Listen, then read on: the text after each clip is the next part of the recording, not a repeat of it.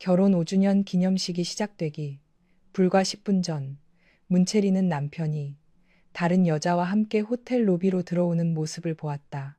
여자는 나태겸의 팔을 자연스럽게 끌어안고 있었고, 나태겸은 그 손을 떼어내지 않았다. 오히려 수많은 하객이 바라보는 앞에서 여자가 넘어지지 않도록 허리를 받쳐주었다. 그 순간 체리는 오늘 준비된 행사가 결혼을 기념하는 자리가 아니라 자신의 결혼이 끝났음을 선포하기 위한 무대라는 것을 직감했다. 전주의 오래된 한옥 양식을 현대적으로 재해석한 호텔 연회장은 화려하게 꾸며져 있었다. 천장에는 유리 조명이 별처럼 반짝였고 벽 한쪽에는 나태겸, 문채린 결혼 5주년이라는 문구가 금빛 글씨로 적혀 있었다. 나씨 집안이 운영하는 호텔 가운데 가장 상징적인 곳이었기에 이날 행사에는 친척뿐 아니라 계열사 임원, 지역 사업가, 언론 관계자까지 초대돼 있었다. 체리는 연회장 입구에 서서 자신의 이름을 바라봤다. 분명히 주인공이어야 했지만 누구도 그녀에게 오늘 행사의 진행 순서조차 알려주지 않았다. 행사 준비를 담당한 비서에게 여러 차례 물었지만 돌아온 대답은 늘 같았다. 대표님 지시라서 자세한 내용은 말씀드리기 어렵습니다. 남편이 아내에게 숨겨야 할 결혼기념일 일정이 무엇인지 체리는 그때부터 불길함을 느끼고 있었다. 시어머니 여경숙은 연회장 중앙 테이블에 앉아 체린을 발견하자마자 손짓했다. 짙은 자주색 한복 재킷을 입은 경숙은 체린이 가까이 오기도 전에 얼굴을 찌푸렸다. 왜 이렇게 늦었니? 손님들 다 와 계신 거 안 보여? 약속된 시간보다 20분 일찍 왔어요. 며느리라면 1시간은 일찍 와서 어른들한테 인사해야지. 네가 손님이니? 경숙의 목소리는 주위 사람들이 들을 수 있을 만큼 컸다. 몇몇 친척이 대화를 멈추고 체린 쪽을 바라봤다. 체리는 익숙하다는 듯 고개를 숙였다. 죄송합니다. 입으로만 죄송하다고 하지 말고 행동으로 보여. 결혼한 지 5년이 됐는데 집안에 아이 하나 안겨주지도 못하고 이런 날까지 사람 속을 뒤집어 놓니? 체린의 손가락이 가방 끈을 움켜쥐었다. 불임 검사를 먼저 받아야 할 사람은 자신만이 아니었다. 결혼 2년 차부터 체리는 여러 병원을 찾아다니며 검사를 받았다. 결과는 늘 같았다. 특별한 이상은 없었다. 의사는 부부가 함께 검사해야 정확한 원인을 알 수 있다고 설명했지만 태겸은 단 한 번도 병원에 가지 않았다. 그는 바쁘다고 했고 체면이 상한다고 했으며 아이 문제로 남자를 병원에 끌고 가는 것은 지나치다고 말했다. 그런데도 시댁에서는 모든 책임을 체린에게 돌렸다. 명절마다 경숙은 친척들이 모인 자리에서 임신에 좋다는 한약을 내밀었다.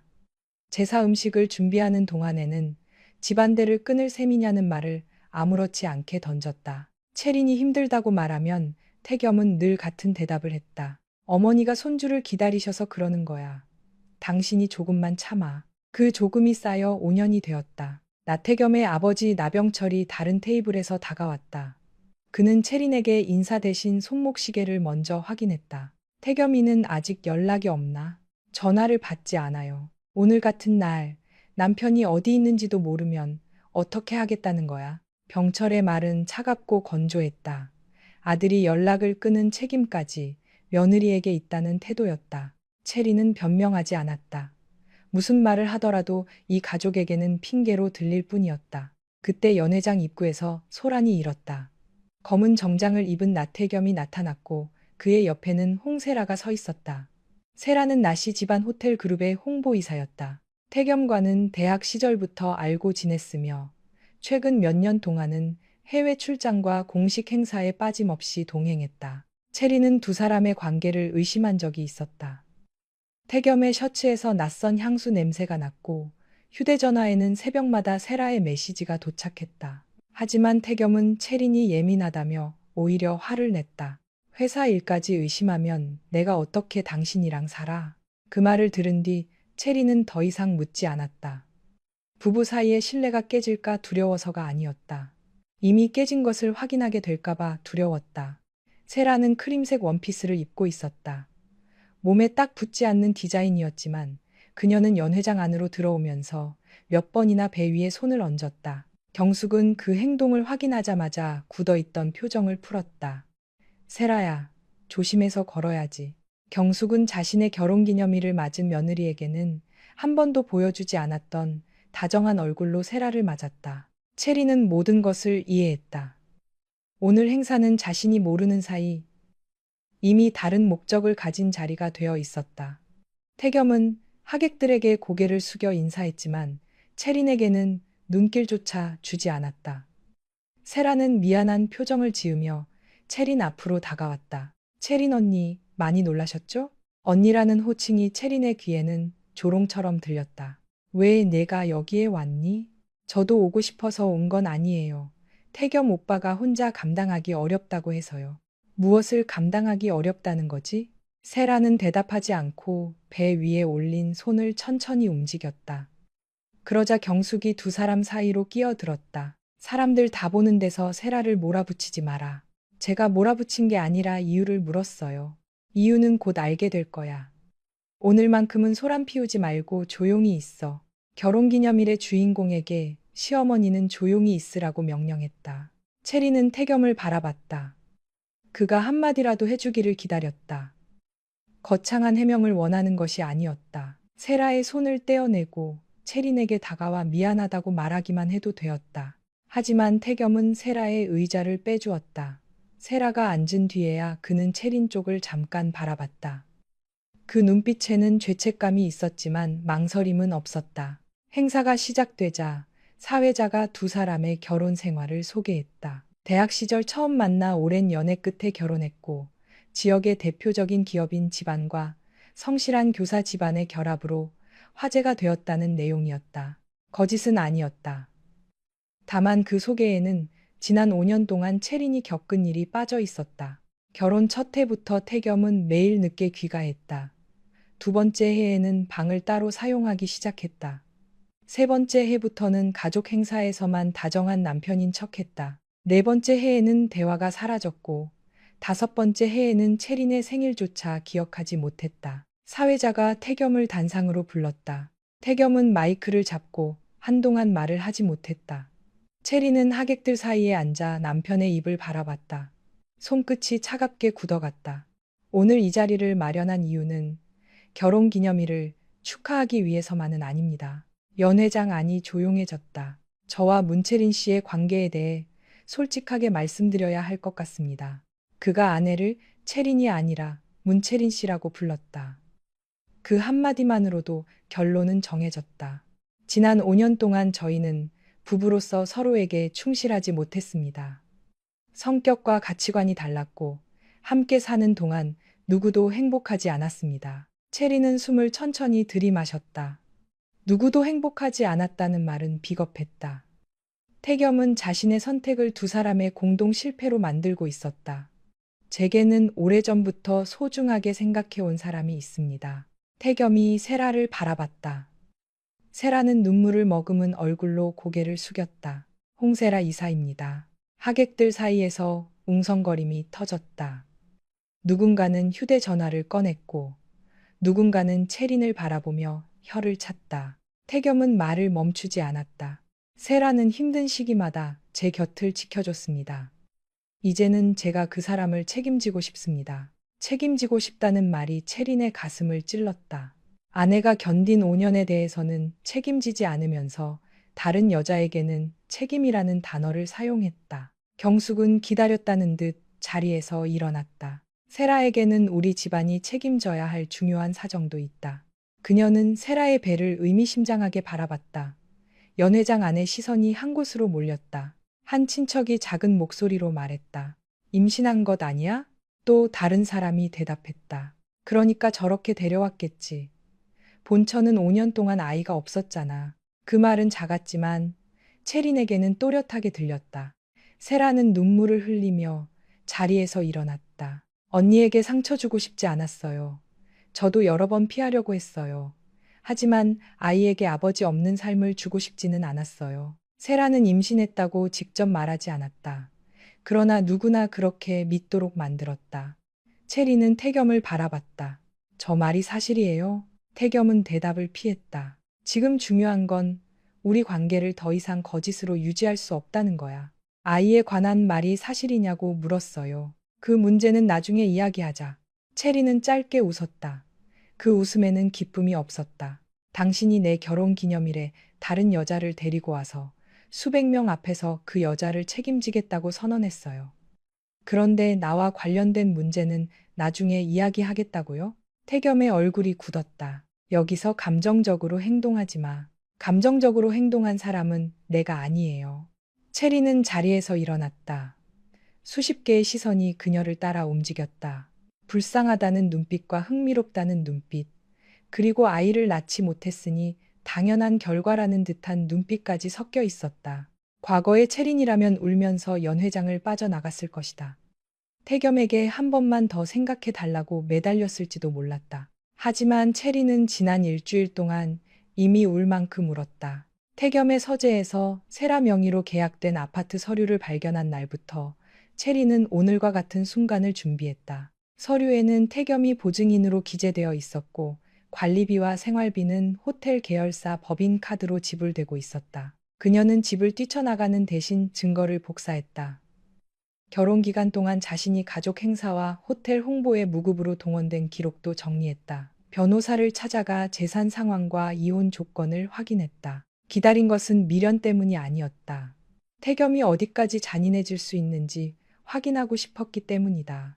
체리는 단상으로 올라갔다. 태겸이 낮은 목소리로 말했다. 내려가. 따로 이야기하자. 당신은 공개적으로 말해놓고 나는 조용히 들어야 해요? 체리는 태겸의 손에서 마이크를 가져왔다. 오늘 이 자리에 와주신 분들께 죄송합니다. 저 역시 이 행사가 결혼 기념일을 연회장 안은 숨소리조차 들리지 않을 만큼 조용해졌다. 남편의 결정을 지금 처음 들었습니다. 하지만 저도 이 자리에서 제 결정을 말씀드리겠습니다. 체리는 태겸을 똑바로 바라봤다. 이혼하겠습니다. 경숙이 자리에서 벌떡 일어났다. 네가 지금 누구 허락을 받고 그런 말을 해? 체리는 시어머니를 보지 않았다. 대신 조건이 있습니다. 혼인 기간 동안 형성된 재산과 제가 나씨 집안의 공식 행사, 호텔 홍보, 거래처 접대에 기여한 부분을 계산해 32억 원을 지급하세요. 연 회장이 다시 술렁였다. 경숙은 얼굴을 붉혔다. 32억? 아이 하나 낳지 못한 여자가 무슨 염치로 그런 돈을 요구해? 체린의 시선이 처음으로 경숙에게 향했다. 제가 아이를 낳지 못한 것이 이혼 사유라면 태겸 씨가 병원에서 검사를 거부한 기록부터 확인해야 할 겁니다. 경숙의 입이 닫혔다. 체리는 계속 말했다. 저는 호텔 지분도 부동산도 요구하지 않겠습니다. 대신 32억 원을 지급하고 이혼 과정에서 제가 불임이었다는 허위 사실을 언론이나 거래처에 퍼뜨리지 않는다는 조항을 넣겠습니다. 태겸이 이를 악물었다. 오늘 이런 이야기를 꼭 해야겠어. 당신이 선택한 장소예요. 돈이 목적이었나? 그 말에 체린의 얼굴에서 마지막 온기까지 사라졌다. 5년 동안 나는 당신이 돌아오기를 기다렸어요.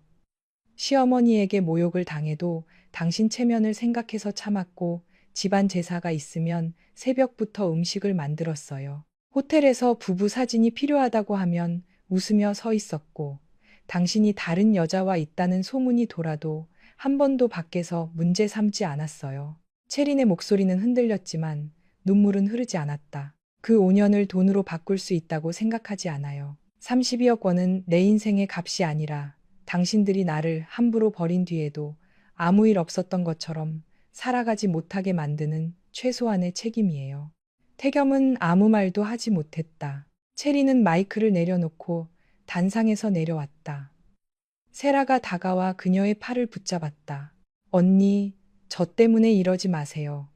태겸 오빠에게 아직 마음이 있다면 제가 물러날 수도 있어요. 체리는 세라의 손을 천천히 떼어냈다. 정말 물러날 생각이 있는 사람은 남의 결혼기념일에 오지 않아.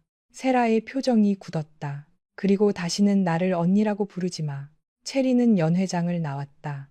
호텔 복도 끝 유리창 밖으로 늦겨울 비가 내리고 있었다. 로비 직원들이 그녀를 알아보고 황급히 시선을 피했다. 엘리베이터 문이 닫히기 직전 태겸이 뛰어왔다. 문채린. 체리는 열린 버튼을 누르지 않았다. 태겸이 손을 뻗어 문이 닫히는 것을 막았다. 대체 언제부터 이혼을 준비한 거야? 당신이 세라 씨 아파트 보증을 선 사실을 안 뒤부터요. 태겸의 얼굴이 굳었다. 그건 네가 생각하는 그런 관계가 아니야. 조금 전에는 소중한 사람이라고 했잖아요. 회사 사정도 얽혀 있어. 이제 설명하지 않아도 돼요. 32억은 너무 커. 체리는 씁쓸하게 웃었다. 당신이 오늘 나를 망신 주기 위해 쓴 행사 비용만 해도 몇 억은 되겠죠. 내 인생을 정리하는 비용으로는 그리 크지 않을 거예요. 정말 돈을 받으면 끝낼 수 있어? 아니요. 체리는 태겸의 눈을 바라봤다. 돈을 받아도 내가 겪은 일은 끝나지 않아요. 하지만 당신과는 끝낼 수 있어요. 엘리베이터 문이 닫혔다. 그날 밤, 체리는 나시 집안의 대저택으로 돌아가 자신의 물건을 정리했다. 5년 동안 사용한 안방에는 그녀의 흔적보다 태겸의 흔적이 더 적었다. 태겸은 언제부턴가 호텔에서 잔다며 집에 들어오지 않았고 들어오는 날에도 서재에서 밤을 보냈다. 체리는 옷과 서류, 어머니에게서 받은 오래된 반지 하나만 챙겼다.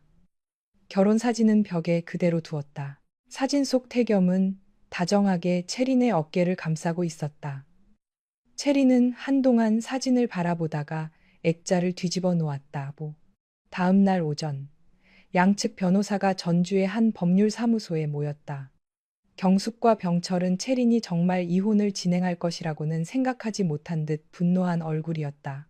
경숙은 자리에 앉자마자 말했다. 사람들 앞에서 우리 집안을 망신시킨 것도 모자라 돈까지 뜯어가겠다는 거니? 체린의 변호사 신현주가 서류를 펼쳤다. 공개적인 혼인 파탄 발표를 먼저 한 쪽은 나태겸 씨입니다. 또한 혼인 관계 중 부적절한 관계를 의심할 수 있는 자료도 충분히 확보돼 있습니다. 태겸 측 변호사가 자료를 확인하더니 병철에게 낮은 목소리로 무언가 설명했다. 병철의 얼굴이 더욱 어두워졌다. 호텔 그룹은 신규 리조트 사업을 앞두고 있었다. 불륜과 혼외 임신 의혹이 언론에 보도되면 금융기관과 투자자에게 치명적이었다. 병철이 태겸을 노려봤다. 네가 정리해. 태겸은 밤새 잠을 자지 못한 얼굴로 체린을 바라봤다. 32억을 지급하면 회사 지분이나 부동산에 대해서는 어떤 권리도 주장하지 않는 거지? 네. 어제 행사와 관련된 영상도 외부에 공개하지 않고 우리 쪽에서 공개하지는 않겠습니다. 이미 하객들이 촬영한 것까지 제가 책임질 수는 없어요. 경숙이 분을 참지 못하고 말했다. 너는 처음부터 이 돈을 노리고 태겸이와 결혼한 거구나. 체리는 차분하게 대답했다.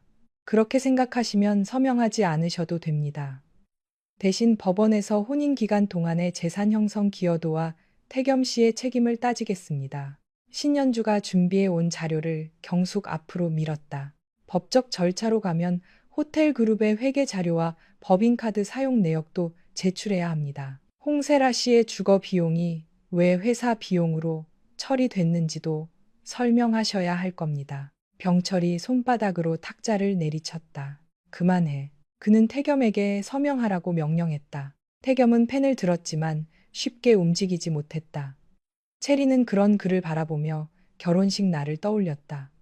태겸은 그녀의 손을 잡고 평생 후회하게 하지 않겠다고 약속했다. 결국 후회는 그가 아니라 체린의 몫이 되었다. 태겸이 서명한 뒤 체린도 자신의 이름을 적었다. 문체린. 5년 동안 나씨 집안의 며느리라는 호칭에 가려져 있던 이름이었다. 법률사무소를 나온 체린은 곧장 병원으로 향했다. 며칠 전부터 속이 메스껍고 어지러웠지만 행사 준비와 이혼 문제로 인해 제대로 진료를 받지 못했다. 극심한 스트레스 탓이라고 생각했다. 진료실에서 의사는 검사 결과를 확인하다가 체린에게 마지막 생리 날짜를 물었다. 체린이 날짜를 계산하자 의사의 표정이 달라졌다. 임신 가능성을 생각해 보셨나요? 그럴 리가 없어요. 체린은 즉시 부정했다. 하지만 2달 전의 밤이 떠올랐다. 태겸의 할머니 제사를 마친 날이었다.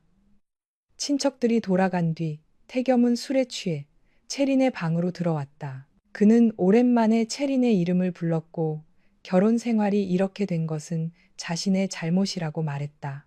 우리 다시 시작할 수 있을까? 체린은 그 말을 믿었다. 5년을 기다려 온 사람이었기에 한 번의 다정함에도 무너졌다. 두 사람은 오랜만에 서로를 품었다. 하지만 다음 날 아침 태겸은 아무 일도 없었다는 듯 옷을 입고 출근했다. 채린이 전날의 말을 꺼내자 그는 피곤해서 기억이 잘 나지 않는다고 했다. 그날 이후 태겸은 다시 세라와 해외 출장을 떠났다. 채린은 기억을 밀어내며 검사를 받았다. 잠시 뒤 의사는 초음파 화면을 가리켰다. 임신이 맞습니다. 약 8주 정도 됐어요. 체리는 화면을 바라보며 숨을 멈췄다. 검은 공간 안에 작은 생명이 있었다.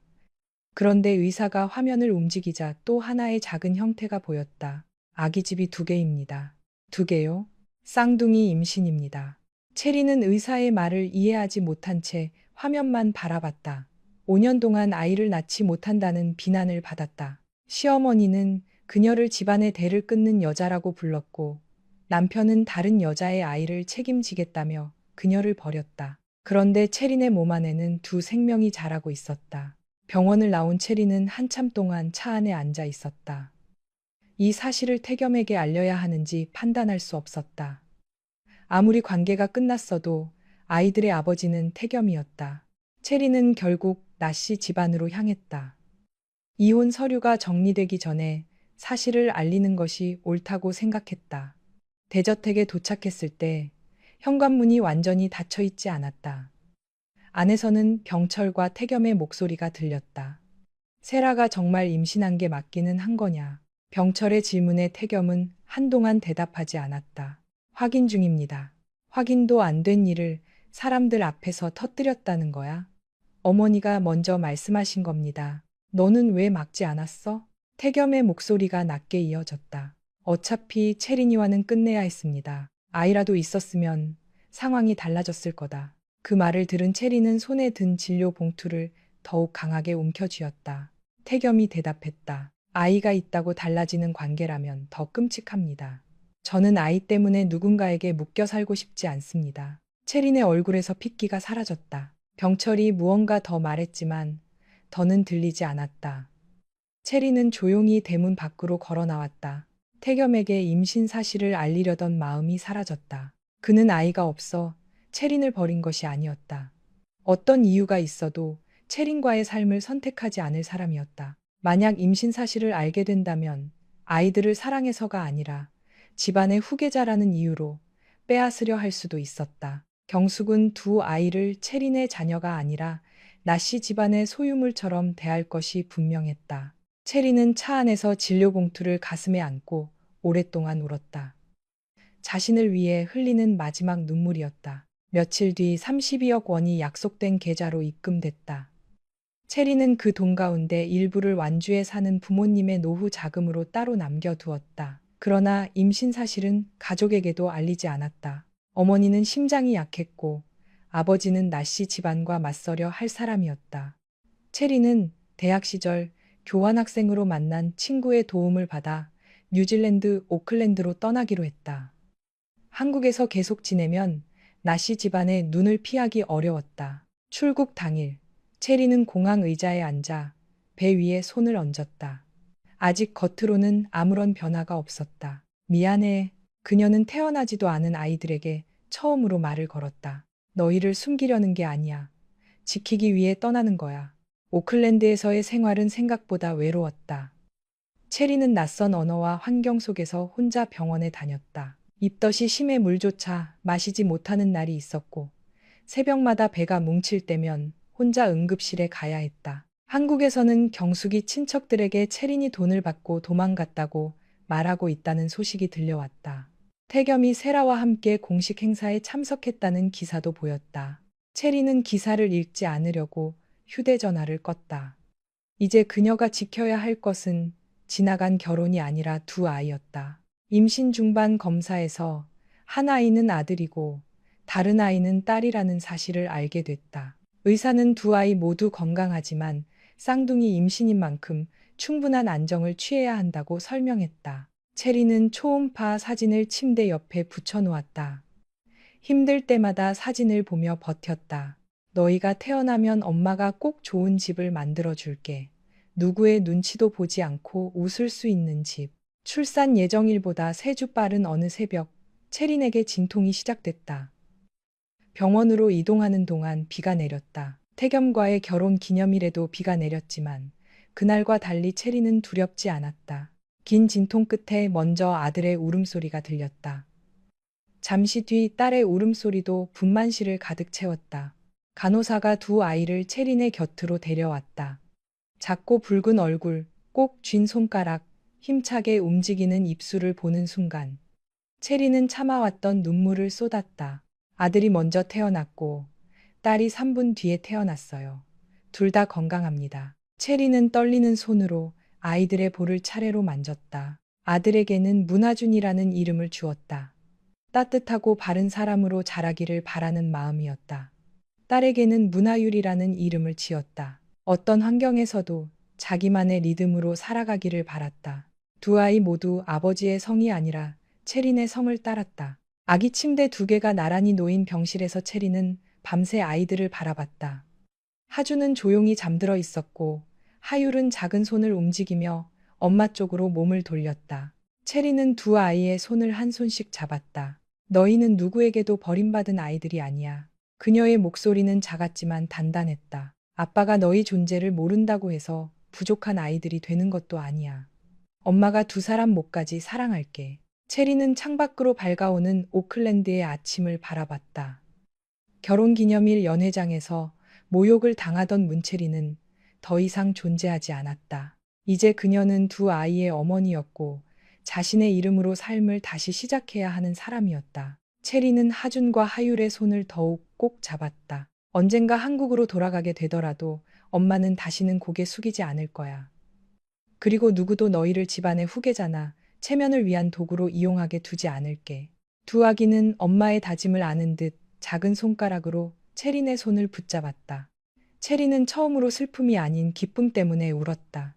5년 동안 그녀를 붙잡고 있던 결혼은 끝났지만 그 폐허 속에서 두 개의 새로운 삶이 시작되고 있었다.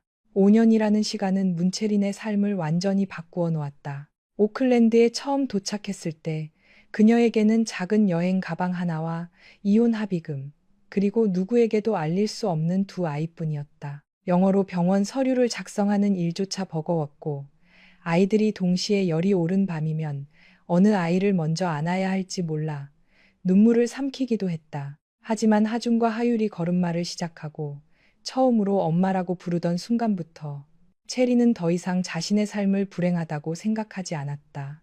누군가에게 버림받았다는 기억보다 두 아이에게 필요한 사람이 되었다는 사실이 훨씬 중요했다. 체리는 아이들이 낮잠을 자는 시간마다 작은 재봉틀 앞에 앉았다. 한국에서 가져온 삼배와 모시, 천연 염색 원단을 이용해 식탁 매트와 쿠션 커버, 수납 주머니를 만들었다. 처음에는 현지 교민들이 하나둘 주문했지만 전통적인 직물 무늬를 현대적인 생활용품에 적용한 디자인이 알려지면서 뉴질랜드 현지 고객들의 주문도 늘어났다. 그녀는 자신의 브랜드에 체담 리빙이라는 이름을 붙였다. 누군가의 집안을 위해 희생하며 살아가는 사람이 아니라 자신의 이름으로 따뜻한 공간을 만드는 사람이 되고 싶었기 때문이다. 처음 몇 년 동안 체리는 포장과 배송, 고객 상담을 혼자 처리했다. 하준을 등에 업고 주문서를 확인했고 하율을 품에 안은 채 거래처와 통화했다. 밤마다 잠이 쏟아졌지만 한 번도 포기하지 않았다. 아이들이 4살이 되었을 무렵 체담 리빙은 오클랜드의 작은 전시장을 열었다. 한국 전통 직물을 활용한 침구와 커튼, 호텔용 생활용품까지 제작하며 안정적인 매출을 올리기 시작했다. 현지 디자인 잡지에 소개되었고 몇몇 고급 숙박시설과 납품 계약도 체결했다. 겉으로 보기에는 모든 것이 자리를 잡은 듯했다. 그러나 체리는 아이들이 잠든 밤마다 한국에서 걸려오는 전화를 기다렸다. 완주에 사는 부모에게는 이혼 사실만 간단히 알렸고 임신과 출산은 오랫동안 숨겼다. 어머니 배옥순의 심장이 약하다는 것을 알고 있었기에 갑작스러운 충격을 주고 싶지 않았다.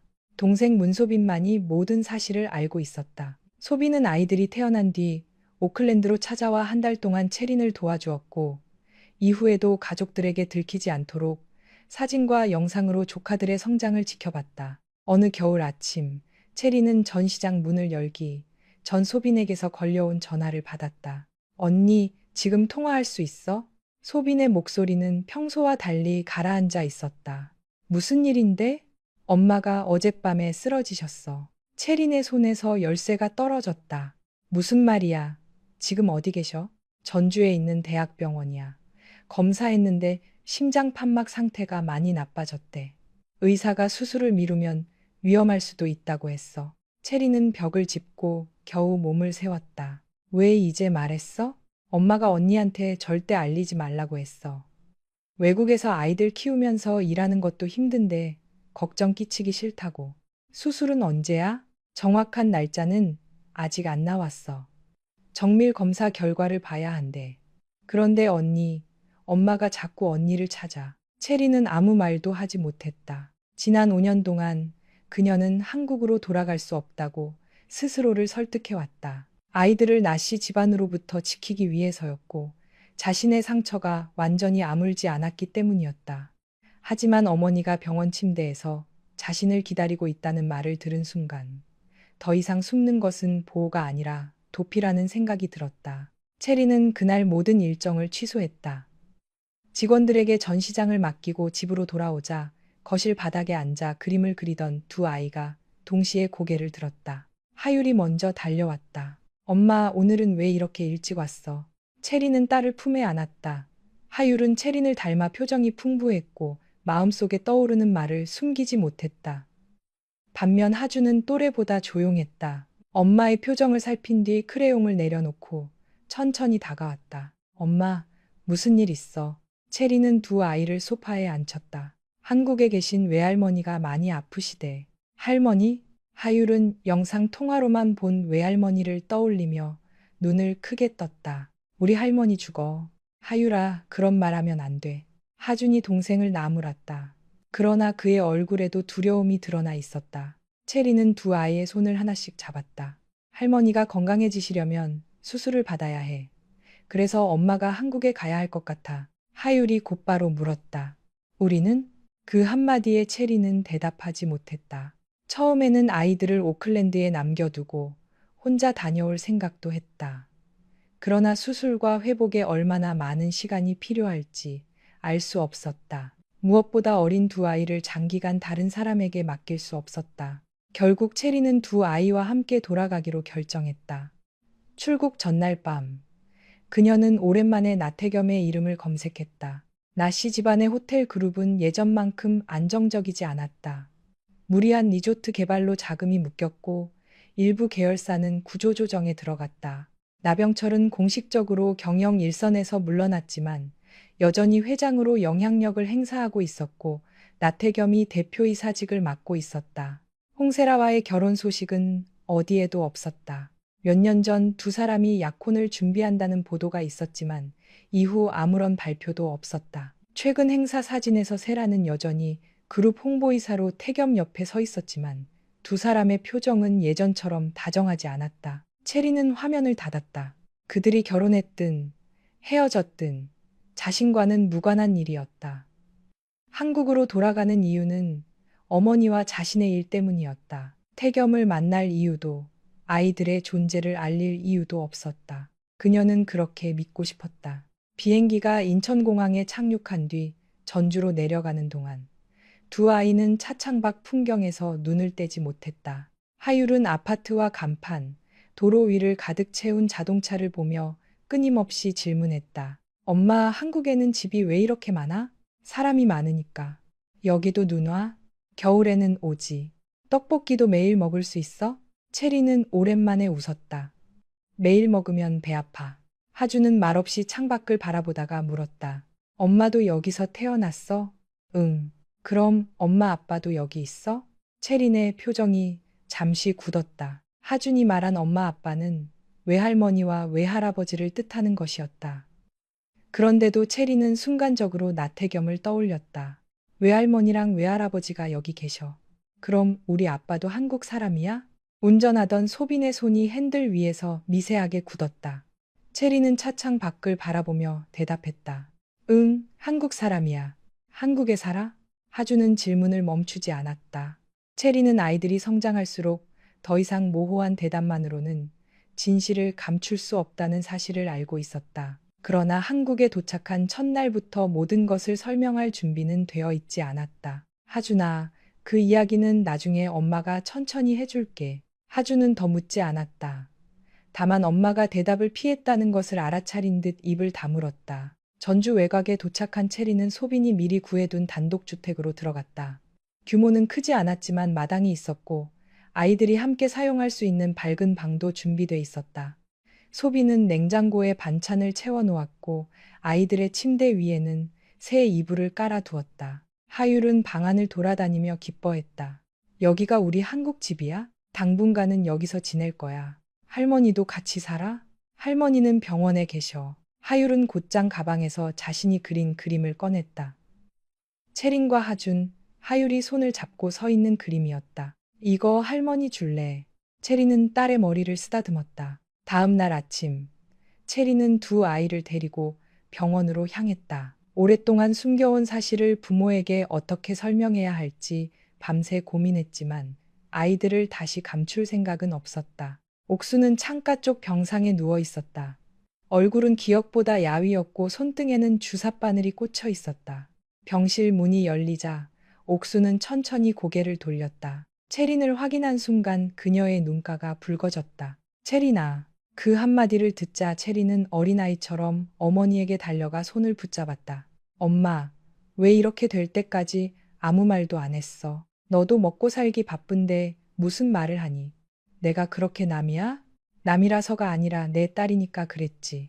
옥수는 채린의 얼굴을 바라보다가 병실 문 앞에 나란히 서 있는 두 아이를 발견했다. 하주는 동생의 손을 잡고 있었고 하율은 그림을 가슴에 안은 채 할머니를 바라봤다.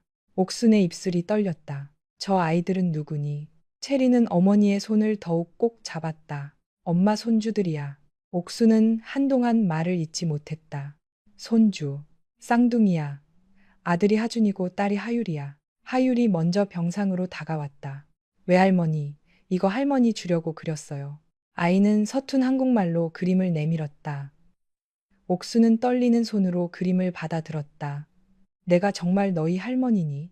네, 엄마가 그랬어요. 옥수는 하율의 작은 얼굴을 손바닥으로 감쌌다. 눈물이 뺨을 타고 흘렀다. 하준도 조심스럽게 다가와 고개를 숙였다. 안녕하세요, 할머니. 옥수는 두 아이를 번갈아 바라보다가 채린에게 물었다. 왜 아무 말도 안 했니? 미안해, 엄마. 이렇게 예쁜 아이들을 낳고도 어떻게 5년 동안 혼자 견뎠어? 그 말에 채린이 참아왔던 눈물을 쏟았다. 옥수는 딸을 원망할 수 없었다. 결혼 생활이 얼마나 힘들었는지, 나씨 집안에서 어떤 대우를 받았는지 자세히 알지는 못했지만 채린이 이유 없이 고향을 떠날 사람은 아니라는 것을 알고 있었다. 아이들 아버지는 알고 있니? 채린은 천천히 고개를 저었다. 옥수는 놀란 표정을 지었으나 아이들이 보는 앞에서는 더 묻지 않았다. 그때 병실 문이 다시 열렸다. 죽을 사러 갔던 채린의 아버지가 들어왔다.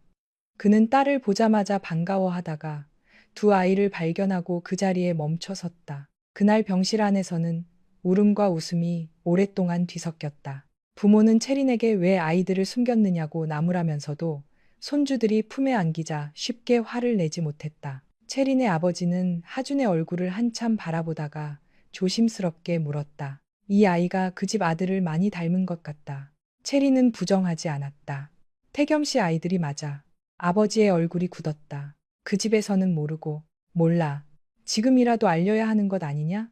아이들을 위해서라도 당장은 안 돼. 아버지를 평생 숨길 수는 없잖아.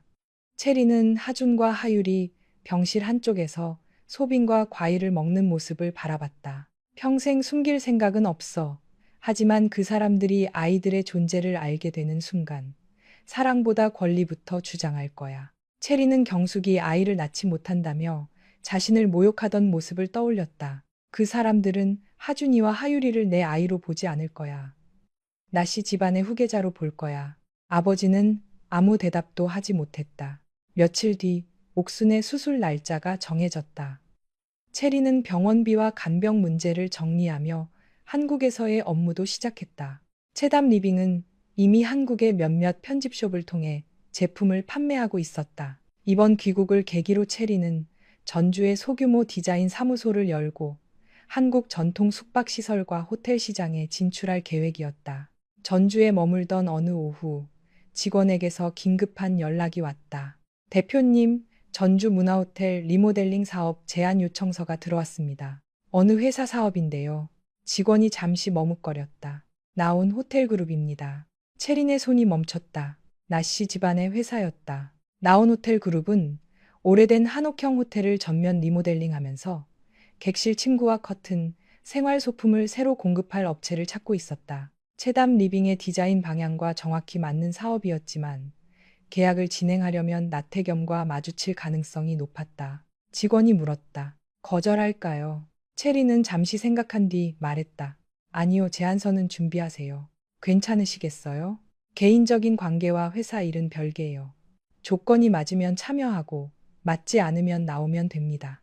체리는 더 이상 태겸 때문에 자신의 기회를 포기하고 싶지 않았다. 제안 설명회는 일주일 뒤 전주의 한 컨벤션 홀에서 열렸다. 체리는 검은색 정장과 흰색 블라우스를 입고 회의장에 들어갔다. 5년 전 결혼 기념일에 수많은 사람의 시선을 피하던 여자와는 전혀 다른 모습이었다. 머리는 단정하게 묶었고 걸음에는 망설임이 없었다. 여러 업체의 대표들이 자리를 채우고 있었다. 체리는 맨 앞줄에 앉은 여경숙을 보자 걸음을 잠시 멈췄다. 경숙은 전보다 머리카락이 많이 휘어졌지만 날카로운 눈빛은 그대로였다. 그녀는 체린을 발견하고도 처음에는 알아보지 못했다. 그러다 직원이 체린을 체담 리빙 문체린 대표라고 소개하자 눈이 크게 흔들렸다. 문체린? 체린은 예의상 가볍게 고개를 숙였다. 오랜만입니다. 경숙은 자리에서 일어나 체린을 위아래로 훑어봤다. 네가 왜 여기에 있어? 제안 요청을 받아 참석했습니다. 이 회사 대표가 너라는 말이니? 네. 경숙은 믿을 수 없다는 표정을 지었다. 외국으로 도망가더니 이런 일을 하고 있었어? 체리는 주변 사람들이 두 사람을 바라보고 있다는 것을 느꼈다. 저는 도망간 적 없습니다. 합의한 대로 이혼했고 제 생활을 시작했을 뿐입니다. 우리 회사 사업에 일부러 들어온 이유가 뭐야? 나온 호텔 그룹이 먼저 제 회사에 요청서를 보냈습니다. 제가 개인적인 감정 때문에 사업 기회를 거절해야 할 이유는 없다고 생각합니다. 경숙이 무언가 더 말하려는 순간 회의장 문이 열렸다. 나태겸이 들어왔다. 그는 5년 전보다 야위어 있었다. 잘 맞는 짙은 회색 정장을 입고 있었지만 얼굴에는 피로가 짙게 남아 있었다. 수행 직원과 대화하며 들어오던 태겸은 체린을 발견한 순간 걸음을 멈췄다. 두 사람의 시선이 허공에서 맞닿았다. 태겸은 한동안 움직이지 못했다. 5년 동안 수없이 상상했던 얼굴이 자신의 회사 설명회장에 서 있었다. 체리나. 그가 이름을 부르자 체리는 담담하게 대답했다. 나 대표님, 오랜만입니다. 대표님이라는 호칭이 두 사람 사이에 선을 그었다. 태겸은 주변을 둘러본 뒤 낮은 목소리로 물었다. 한국에는 언제 들어왔어? 얼마 되지 않았습니다. 왜 연락하지 않았어? 체리는 짧게 웃었다. 제가 대표님께 입국 사실을 보고해야 할 관계는 아니잖아요. 태겸의 얼굴이 굳었다. 경숙이 끼어들었다. 태겸아, 이 애가 우리 사업에 들어오겠다고 왔다. 정식으로 요청서를 받은 업체입니다. 체리는 경숙의 표현을 바로잡았다. 태겸은 테이블 위에 놓인 체담 리빙의 제안서를 확인했다. 표지를 넘기는 손이 미세하게 떨렸다. 체담 리빙이 내 회사였어. 네. 뉴질랜드에서 사업한다는 소문은 들었지만 이름이 달라서 몰랐어. 체리는 그가 자신에 관한 소식을 찾아봤다는 사실을 알아차렸지만 아무 반응도 보이지 않았다. 설명회를 시작하시죠. 개인적인 대화 때문에 다른 업체들의 시간을 뺏고 싶지 않습니다. 회의가 시작되자 체리는 준비한 자료를 차분히 발표했다. 전통 한지의 색감에서 영감을 받은 객실 침구, 전주 지역 장인의 직조 방식을 활용한 커튼, 친환경 소재로 제작한 생활 소품을 제안했다. 태겸은 발표 내내 체린에게서 눈을 떼지 못했다. 그가 기억하던 체린은 사람들 앞에서 말하는 것을 두려워했다. 나씨 집안 행사에서는 언제나 경숙의 뒤에 조용히 서 있었고 자신의 의견을 묻더라도 먼저 태겸의 표정을 살폈다. 그러나 지금의 체리는 누구의 허락도 구하지 않았다. 질문에 분명하게 답했고 예산과 생산 일정까지 정확히 설명했다. 발표가 끝나자 몇몇 심사위원이 긍정적인 반응을 보였다. 태겸이 질문했다. 해외에서 생산한 제품을 국내 호텔에 공급하면 납기 문제가 생길 수도 있지 않습니까? 체리는 그가 일부러 공격적인 질문을 하는 것이 아니라 대표로서 확인하는 것임을 알았다. 핵심 디자인은 오클랜드 본사에서 관리하지만 이번 사업에 선정된다면 완주의 협력 제작소를 운영할 예정입니다. 지역 장인들과 계약해 생산할 계획이므로 물류 지연 가능성은 낮습니다. 품질 관리 방식은요? 전 공정을 외주로 넘기지 않습니다. 원단 검수와 최종 완성품 검사는 체담 리빙 직원이 직접 진행합니다. 태겸은 고개를 끄덕였다. 설명회가 끝난 뒤 체리는 곧장 회의장을 나가려 했다. 태겸이 복도까지 따라왔다. 잠깐만 이야기해. 업무 관련 내용이라면 담당 직원을 통해 전달하세요. 업무 이야기가 아니야. 체리는 걸음을 멈췄다. 그럼 들을 이유가 없네요. 5년 동안 어디서 어떻게 살았는지 궁금했어. 이제 와서요. 태겸은 대답하지 못했다. 체리는 그의 얼굴을 바라봤다. 한때는 저 사람의 표정 하나에 하루의 기분이 달라졌다. 그가 피곤해 보이면 따뜻한 국을 끓였고 그가 웃으면 자신도 행복하다고 믿었다. 지금은 아무런 감정도 없다고 생각했지만 오래된 상처가 완전히 사라진 것은 아니었다. 홍세라 씨와는 결혼했나요? 체린이 묻자 태겸의 눈빛이 흔들렸다. 아니, 왜요? 책임지겠다고 했잖아요. 세라의 임신은 사실이 아니었어. 체리는 놀랐지만 표정으로 드러내지 않았다. 나중에 알았어. 임신 가능성이 있다는 말만 들었는데 어머니와 세라가 사람들 앞에서 확정된 것처럼 말한 거야. 그런데도 당신은 나를 버렸어요. 맞아. 태겸은 변명하지 못했다. 임신이 거짓이었다고 해서 당신이 한 일이 달라지는 것은 아니에요. 알아. 정말 안다면 더 이상 나를 붙잡지 마세요. 체리는 등을 돌렸다. 그날 저녁, 체리는 병원에서 돌아온 뒤 아이들을 데리고 근처 대형마트에 갔다. 하율은 한국 과자와 장난감을 구경하느라 정신이 없었고 하주는 장바구니를 밀며 엄마를 도왔다. 계산대로 가던 중 하율이 화장실에 가고 싶다고 했다. 체리는 하준에게 계산대 옆 의자에서 기다리라고 한 뒤 하율을 데리고 자리를 비웠다. 바로 그때 태겸이 마트 안으로 들어왔다. 그는 회의가 끝난 뒤에도 체린의 모습이 머릿속에서 떠나지 않아 늦은 시간까지 회사에 남아 있었다. 돌아가는 길에 어머니의 부탁으로 물건을 사러 왔다가 계산대 근처에 혼자 앉아 있는 하준을 발견했다. 태겸은 자신도 모르게 걸음을 멈췄다. 소녀는 작은 책을 무릎 위에 올려놓고 조용히 읽고 있었다. 고개를 숙인 옆모습과 눈썹의 형태가 어린 시절 자신의 사진과 놀랍도록 닮아 있었다. 태겸이 가까이 다가가자 하준이 고개를 들었다. 두 사람의 눈이 마주쳤다. 태겸은 가슴 한가운데를 강하게 얻어맞은 듯 움직이지 못했다. 혼자 있니? 하준은 경계하는 눈빛으로 대답했다. 엄마 기다려요. 엄마가 어디 갔는데? 동생이랑 화장실 갔어요. 태겸은 아이의 얼굴에서 눈을 떼지 못했다.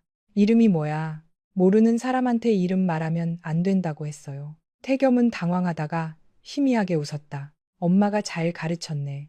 그때 하율과 함께 돌아오던 체린이 태겸을 발견했다. 그녀의 얼굴에서 순식간에 미소가 사라졌다. 하준아, 체린이 다급히 아들을 불렀다.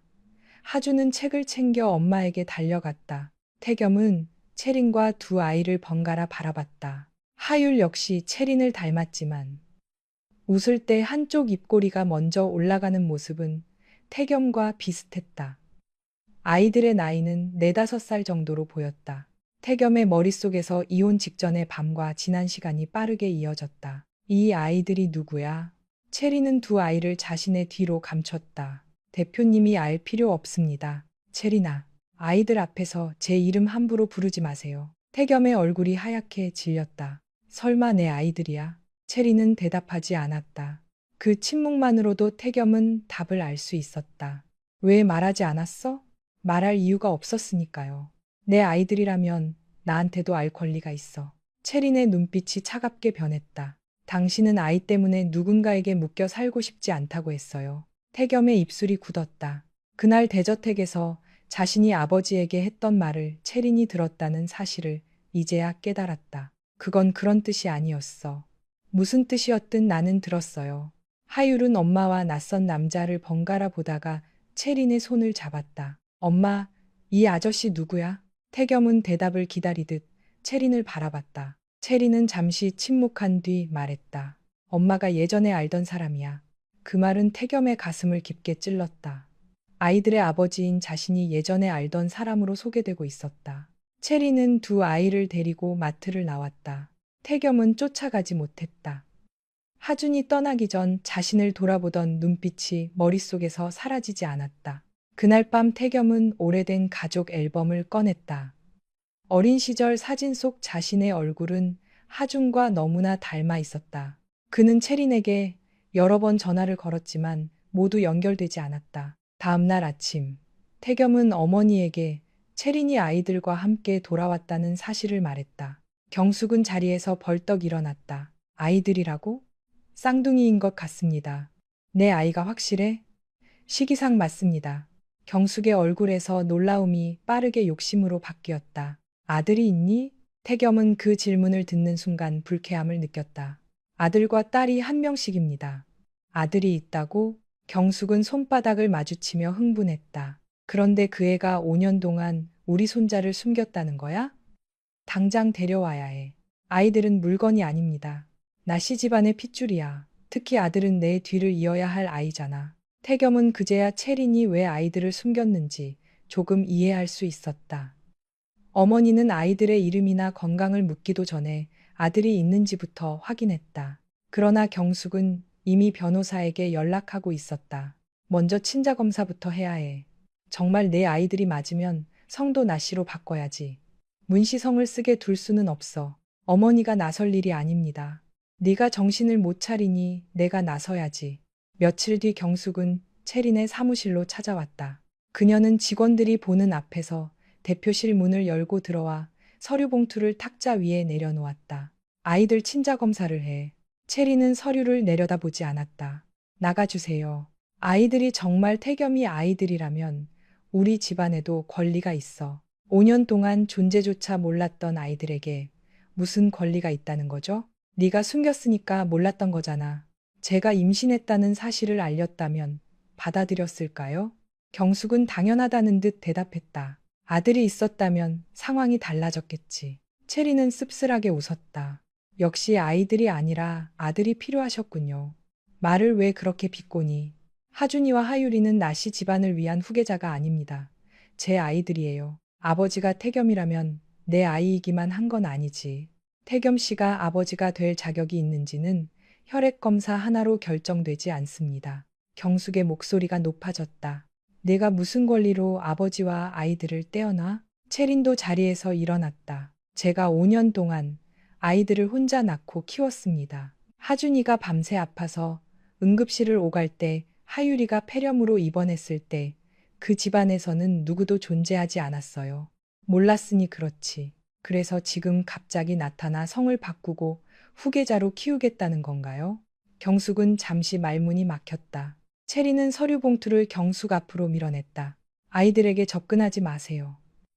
계속 이런 식으로 나오시면 법적으로 대응하겠습니다. 내 손주를 보겠다는데 네가 어떻게 막아? 5년 전 저를 불임 여자라고 사람들 앞에서 모욕하셨죠. 이제 와서 손주라는 말로 모든 일이 없어지지는 않습니다. 경숙은 얼굴이 붉어진 채 사무실을 나갔다. 그날 오후 태겸이 찾아왔다. 그는 어머니의 행동을 사과했지만 체리는 받아들이지 않았다. 사과하려면 나한테 하지 말고 어머니가 다시는 아이들에게 접근하지 못하게 하세요. 아이들을 빼앗으려는 생각은 없어. 당신 생각과 가족 생각이 같다는 보장이 있나요? 태겸은 대답하지 못했다. 나도 아이들을 만날 기회는 줘. 왜요? 아버지니까. 체린의 목소리가 차갑게 가라앉았다. 당신은 아이들을 처음 봤을 때 이름도 묻기 전에 자기 아이냐고 물었어요.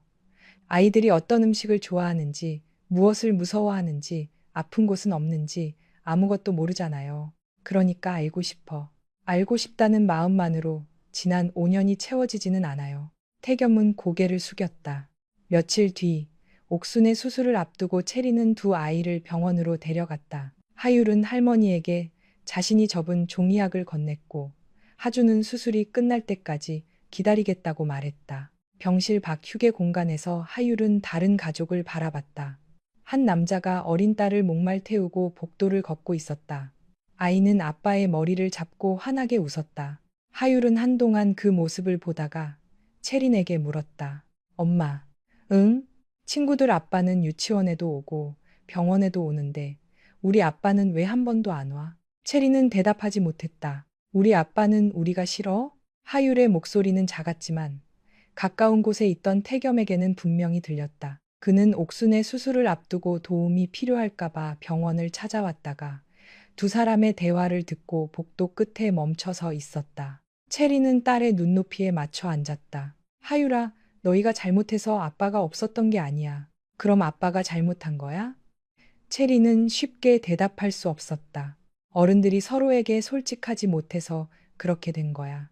아빠가 우리 있는 것도 몰라. 체리는 딸의 머리카락을 귀 뒤로 넘겨주었다. 응. 오래도록 몰랐어. 이제는 알아. 체리는 복도 끝에 서 있는 태겸을 발견했다. 두 사람의 시선이 마주쳤다. 이제는 알아. 하율이 다시 물었다. 그럼 이제 우리 보러 와? 체리는 대답하지 않았다. 태겸도 그 자리에서 한 걸음도 움직이지 못했다.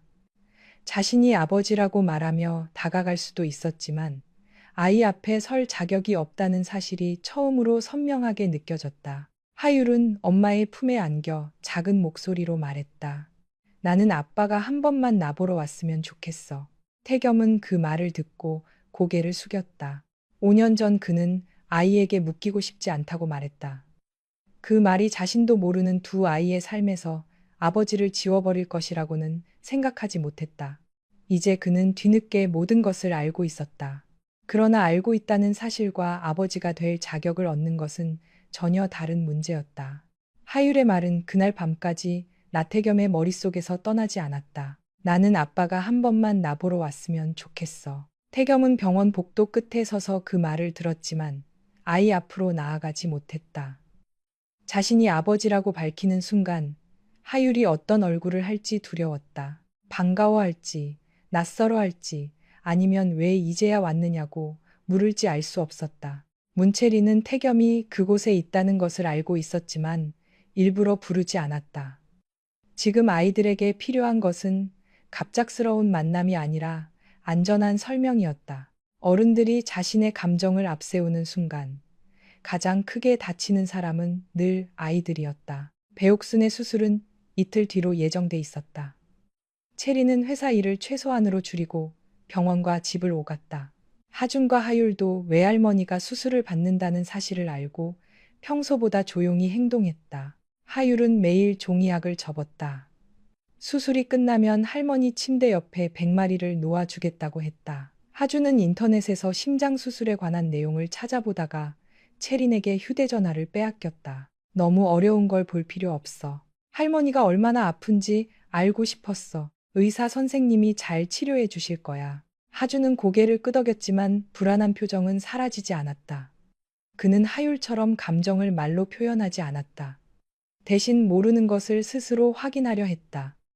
그런 모습이 어린 시절의 태겸과 닮았다는 생각이 들어 체리는 마음이 복잡해졌다. 아이들이 태겸을 닮았다는 사실은 부정할 수 없었다. 하준의 눈매와 생각할 때, 입술을 다무는 버릇, 하율이 웃을 때, 한쪽 입꼬리가 먼저 올라가는 모습까지 태겸의 흔적이 곳곳에 남아 있었다.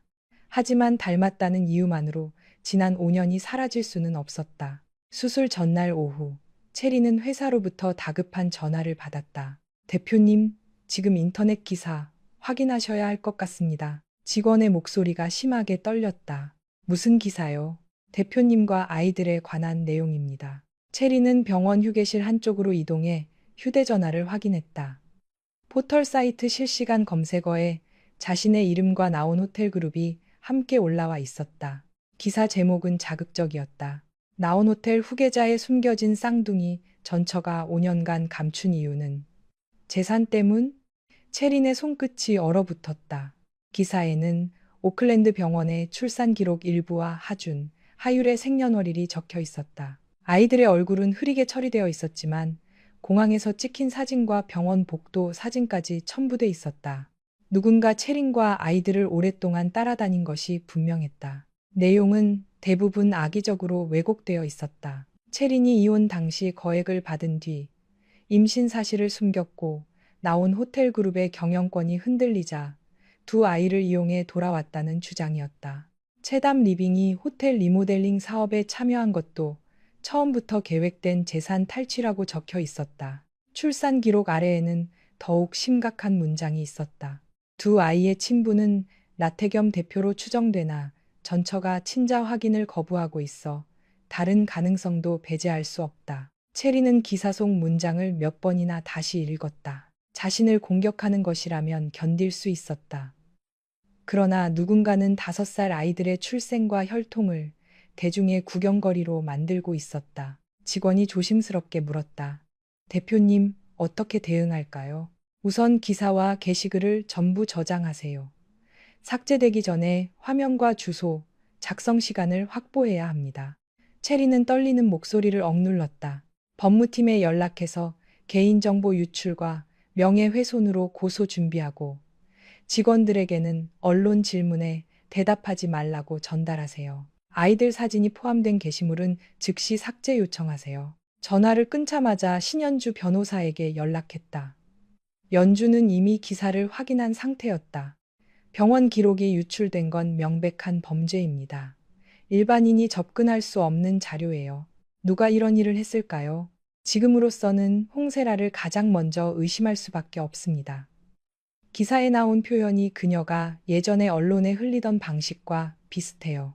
하지만 증거 없이 움직이면 오히려 역공을 당할 수 있습니다. 체리는 하준과 하율이 외할아버지와 함께 병원 편의점에 내려가 있다는 사실을 떠올렸다. 아이들이 이걸 알게 되면 안 돼요. 그러나 이미 늦었다. 하준이 다니기 시작한 임시 유치원의 학부모 단체 대화방에도 기사가 공유됐다. 체린이 한국에 머무는 동안 두 아이가 친구를 사귈 수 있도록 짧게 등록한 곳이었다. 몇몇 학부모는 유명 기업가 집안의 아이들이라며 호기심을 보였고 누군가는 아버지가 확실하지 않다는 기사도 있다는 말을 아무렇지 않게 남겼다. 다음 날 아침 유치원에 도착한 하준과 하율은 평소와 다른 시선을 받았다. 아이들은 기사 내용을 정확히 이해하지 못했지만 친구들이 자신들을 보며 수군거리는 것은 알 수 있었다. 한 남자아이가 하준에게 다가와 물었다. 너희 아빠가 호텔 사장이래? 하준은 대답하지 않았다. 그런데 진짜 아빠인지 검사도 안 했다며? 옆에 있던 아이들이 웃었다. 하율은 오빠 앞을 가로막았다. 우리 아빠 맞아. 너희 아빠 본 적도 없다며? 하율의 얼굴이 붉어졌다. 있어. 우리 아빠 있어. 그럼 왜 한 번도 안 와? 하율은 대답하지 못했다. 결국 아이의 눈에 눈물이 차올랐다. 하준은 동생의 손을 잡고 교실 밖으로 나왔다. 선생님이 뒤늦게 아이들을 따라 나왔지만 하준은 입을 굳게 다문 채 채린에게 전화해달라고 요구했다. 채린이 병원에서 유치원으로 달려왔을 때 하율은 상담실에서 울다 지쳐 잠들어 있었다. 하준은 동생 옆에 앉아 작은 손을 꼭 잡고 있었다. 하준아. 채린이 아들의 이름을 부르자 하준은 고개를 들었다. 엄마, 인터넷에 우리 사진이 있어? 채린은 선뜻 대답하지 못했다. 누가 그런 말을 했어? 친구들이 봤대. 우리 아빠가 누군지도 모른다고 했어. 하준의 목소리는 평온했지만 눈빛은 상처받아 있었다. 엄마는 우리 아빠가 누군지 알지? 알아. 그 아저씨지. 채리는 하준이 마트에서 만난 태겸을 말한다는 것을 알아차렸다. 응. 그런데 왜 엄마가 예전에 알던 사람이라고 했어? 너희에게 어떻게 설명해야 할지 준비가 안 됐어. 엄마가 우리를 숨긴 거야? 그 질문은 채린의 가슴을 찔렀다. 숨기려고 한 게 아니라 지키려고 했어. 누구한테서? 채린은 대답하지 못했다. 하준은 잠든 하율을 바라봤다. 하율이가 아빠 없다는 말 듣고 울었어. 미안해. 엄마가 왜 미안해? 채린은 아들의 질문 앞에서 아무 말도 하지 못했다. 하준은 어린아이였지만 어른들이 진실을 감추고 있다는 사실을 이미 알고 있었다. 아빠는 우리가 있는 걸 알고도 안 온 거야? 아니야. 얼마 전에 처음 알았어.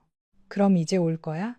체리는 하준을 안으려 했지만 아이는 몸을 살짝 뒤로 뺐다. 나는 지금은 아빠 만나고 싶지 않아. 그 말이 체린을 더욱 아프게 했다.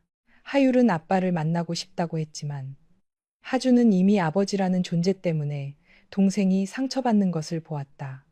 같은 사실도 두 아이에게 전혀 다른 감정을 만들고 있었다. 체리는 그날 두 아이의 유치원 등원을 중단시켰다. 회사에도 당분간 출근하지 않겠다고 알리고 집에서 아이들과 지냈다. 하지만 인터넷의 소문은 빠르게 퍼졌다. 나온호텔그룹의 경영권 문제와 연결되면서 경제지와 연예 매체까지 기사에 뛰어들었다. 기자들은 체린의 회사 앞과 병원 입구에 몰려들었다. 나태겸은 첫 기사가 나온 지 1시간 만에 홍보팀으로부터 보고를 받았다. 기사 내용을 확인한 그는 곧장 홍세라를 대표실로 불렀다. 세라는 아무것도 모른다는 표정으로 들어왔다. 무슨 일이에요? 태겸은 태블릿 화면을 그녀 앞으로 밀었다. 이 기사가 어떻게 나온 건지 알고 있나? 세라는 제목을 읽고 놀란 척했다. 저도 아침에 처음 봤어요. 설마 아이들이 정말 오빠 아이들이에요? 내 질문에 대답해. 태겸의 목소리가 차갑게 가라앉았다. 왜 저를 의심해요? 문채린의 병원 기록과 아이들 사진에 접근할 수 있는 사람이 많지 않아. 저는 외국 병원 기록을 구할 방법이 없어요. 그런데 기사에 사용된 표현이 네가 홍보팀에서 작성하던 문서와 너무 비슷해. 세라의 눈빛이 순간 흔들렸다. 제가 회사 이미지를 지키려고 언론과 연락한 적은 있어요. 하지만 이번 일은 아니에요. 태겸은 그녀를 한동안 바라봤다. 5년 전 임신했다고 말한 것도 거짓이었지. 세라의 얼굴이 굳었다. 그 이야기를 왜 지금 해요? 네가 임신 가능성이 있다고 말했을 때 나는 정확한 검사를 기다리자고 했어.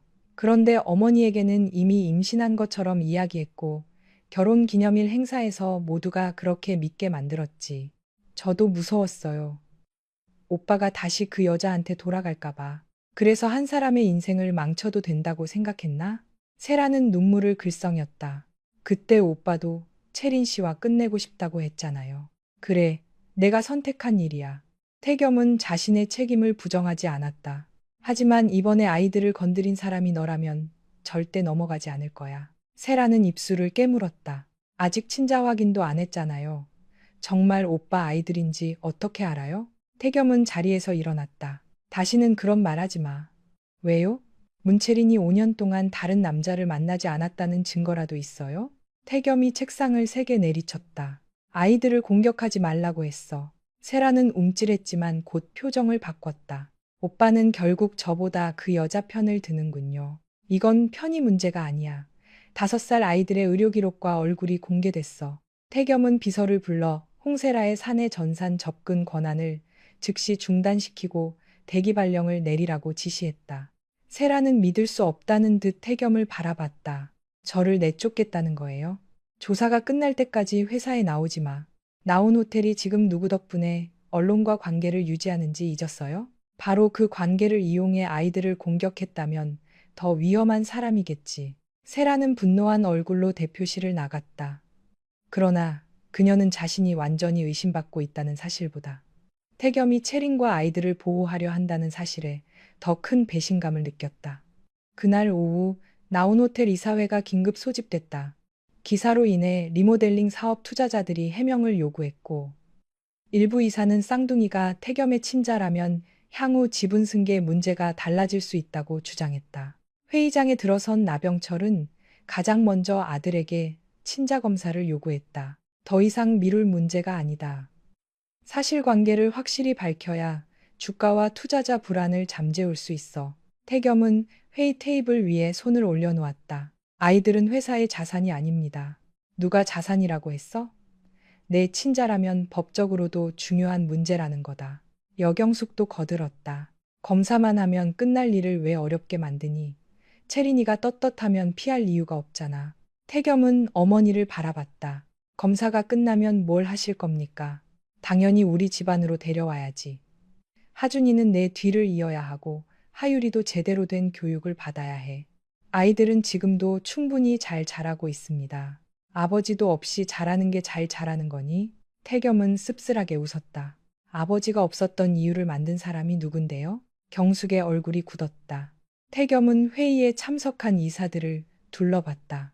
친자검사 여부는 문채린 씨와 상의하겠습니다. 하지만 그 결과가 회사 경영권이나 홍보에 이용되는 일은 없을 겁니다. 한 이사가 불만스럽게 말했다. 대표 개인 문제 때문에 회사 전체가 피해를 보고 있습니다. 맞습니다. 태겸은 고개를 숙였다.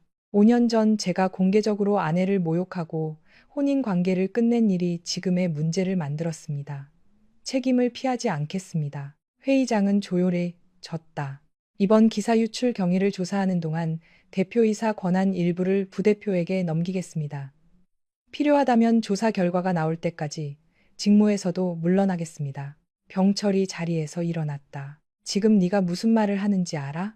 회사를 지키기 위해 아이들을 검사대에 올려놓을 수는 없습니다. 그 아이들이 내 친자라는 확신도 없잖아. 태겸은 아버지를 바라봤다. 친자가 아니더라도 5살 아이들을 공격하는 것은 잘못입니다. 그날 저녁, 나온호텔그룹은 공식 입장문을 발표했다. 그러나 내용은 법무팀이 준비한 일반적인 해명이 아니었다. 태겸은 자신의 이름으로 직접 글을 작성했다. 그는 문채린과 혼인 관계에 있을 당시 아내를 충분히 존중하지 않았으며 결혼 기념일 행사에서 다른 여성과의 관계를 공개해 심각한 모욕과 상처를 주었다고 인정했다. 두 아이의 존재를 최근에야 알았고 채린이 임신 사실을 숨긴 배경에는 자신과 가족의 책임이 크다고 밝혔다. 또한 친자 확인 여부와 관계없이 미성년자인 아이들의 사진과 의료 기록을 유포한 행위에 대해 형사 고발하겠다고 발표했다. 마지막 문장은 이사들과 경숙이 가장 반대했던 내용이었다. 저는 아이들에 대한 양육권이나 성씨 변경을 일방적으로 요구하지 않겠습니다. 아버지가 될 자격은 혈연이 아니라 앞으로 제가 보여줄 책임을 통해 판단받겠습니다. 입장문이 공개되자 여론은 빠르게 달라졌다. 채린을 돈 때문에 돌아온 여자라고 비난하던 사람들 가운데 일부는 태겸의 과거 행동을 문제 삼기 시작했다. 하지만 이미 상처받은 하준과 하율에게 여론의 변화는 아무런 의미가 없었다. 하율은 밤마다 채린에게 물었다. 그 아저씨가 진짜 우리 아빠야? 채린은 더 이상 피하지 않았다. 응. 그럼 왜 우리랑 안 살았어? 엄마와 아빠가 함께 살 수 없게 됐어. 아빠가 엄마를 싫어했어? 채린은 아이에게 어른들의 배신을 그대로 설명할 수 없었다. 그때 아빠는 가족을 어떻게 지켜야 하는지 몰랐어. 지금은 알아? 채린은 대답하지 못했다. 하주는 아빠 이야기가 나오면 자리를 피했다. 그는 태겸이 발표한 글도 보지 않았고 만나고 싶다는 말도 하지 않았다. 그런 가운데 옥순의 수술 날짜가 다가왔다. 수술 당일 새벽, 채린은 두 아이를 소빈에게 맡기려 했다. 하지만 소빈은 회사 일로 외지에 가 있었고 채린의 아버지는 수술 동의서와 병원 절차를 처리해야 했다. 믿고 맡길 사람을 찾지 못한 채린은 결국 두 아이를 데리고 병원으로 갔다. 수술실 앞 대기실에는 긴장감이 감돌았다. 옥순이 수술실로 들어간 뒤 채린은 두 손을 모은 채 의자에 앉아 있었다.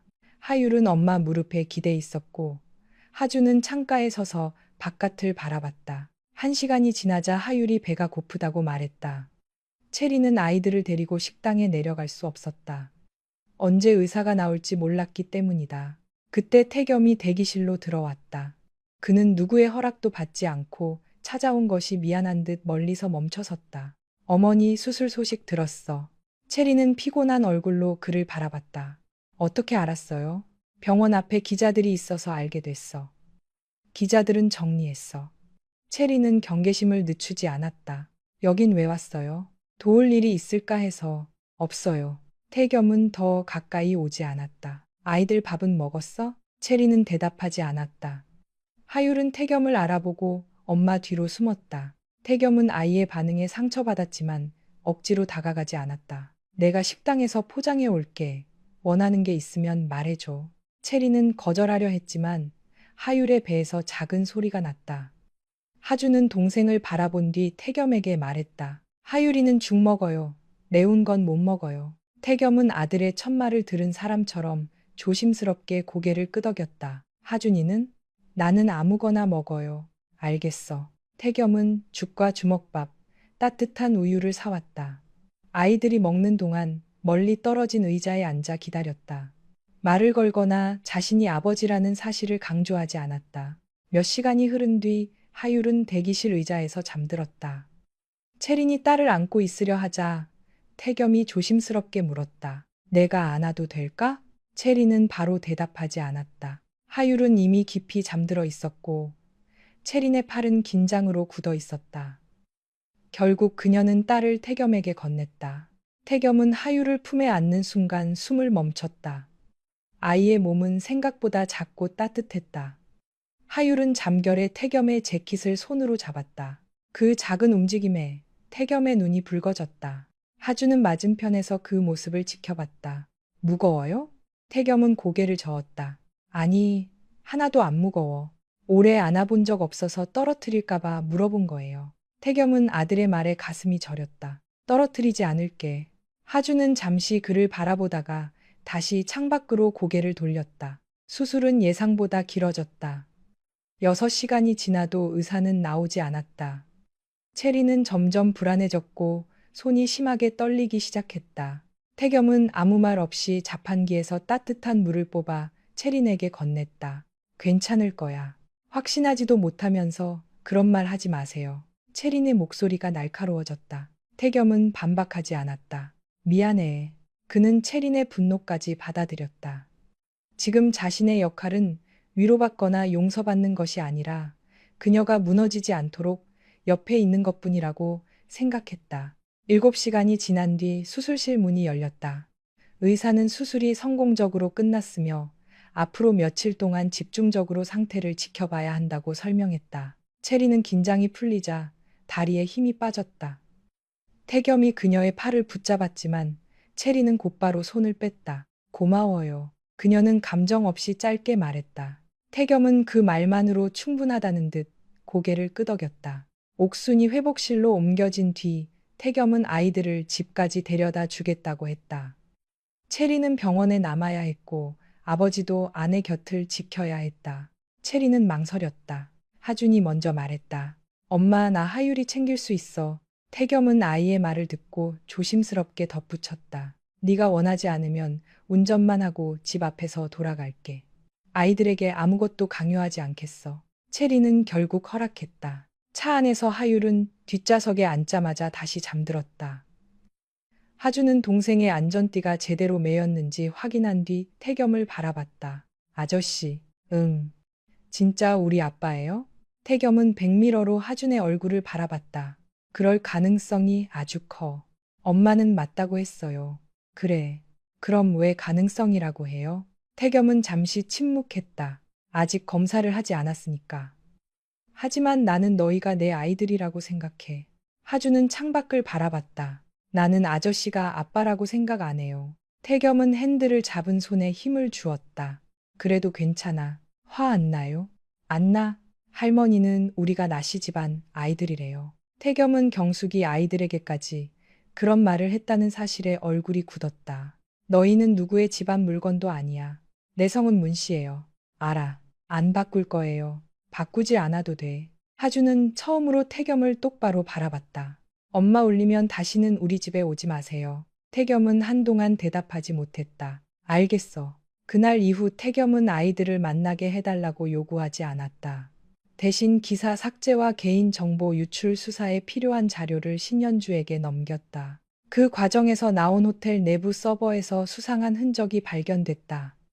홍세라는 대기 발령 직전 자신의 계정으로 오클랜드 현지 홍보 대행사와 여러 차례 연락했다. 그 업체는 체린의 병원 기록을 불법으로 구매한 중개인에게 돈을 보낸 사실이 있었다. 더 큰 문제도 드러났다. 세라는 호텔 리모델링 사업에 홍보비를 부풀린 뒤 차액을 자신이 관리하는 유령 회사로 보내고 있었다. 언론사 관계자와 온라인 커뮤니티 운영자들에게 지급된 돈 역시 회사 비용으로 처리돼 있었다. 태겸은 모든 자료를 경찰과 감사팀에 제출했다. 세라는 곧바로 회사로 찾아와 태겸에게 따졌다. 어떻게 저를 경찰에 넘길 수 있어요? 아이들의 의료 기록을 돈 주고 샀나? 저는 사실을 확인하려고 했을 뿐이에요. 5살 아이들의 출생 기록을 훔치는 게 사실 확인이야? 문채린이 아이들을 이용해 회사를 차지하려는지 알아야 했어요. 그런 생각을 한 사람은 너뿐이야. 세라는 눈물을 흘리며 태겸의 팔을 붙잡았다. 오빠를 위해서 한 일이에요. 그 여자가 돌아온 뒤 오빠는 완전히 달라졌어요. 태겸은 세라의 손을 떼어냈다. 나는 채린이 돌아와서 달라진 게 아니야. 내가 어떤 사람이었는지 이제야 본 거야. 제가 없었으면 오빠는 그 결혼에서 평생 불행했을 거예요. 내 결혼을 망친 책임을 너한테만 돌리지 않을 거야. 가장 큰 잘못은 나에게 있어. 태겸은 단호하게 말했다. 하지만 내가 아이들을 공격한 책임은 내가 져야 해. 경찰이 회사에 도착하자 세라는 끝까지 자신은 잘못이 없다고 주장했다. 그러나 계좌 내역과 이메일, 삭제된 메시지가 복구되면서 그녀는 개인정보보호법 위반, 명예훼손, 업무상 횡령 혐의로 조사를 받게 됐다. 세라가 연행되는 모습을 본 경숙은 충격을 받았지만 여전히 아이들에 대한 욕심을 버리지 못했다.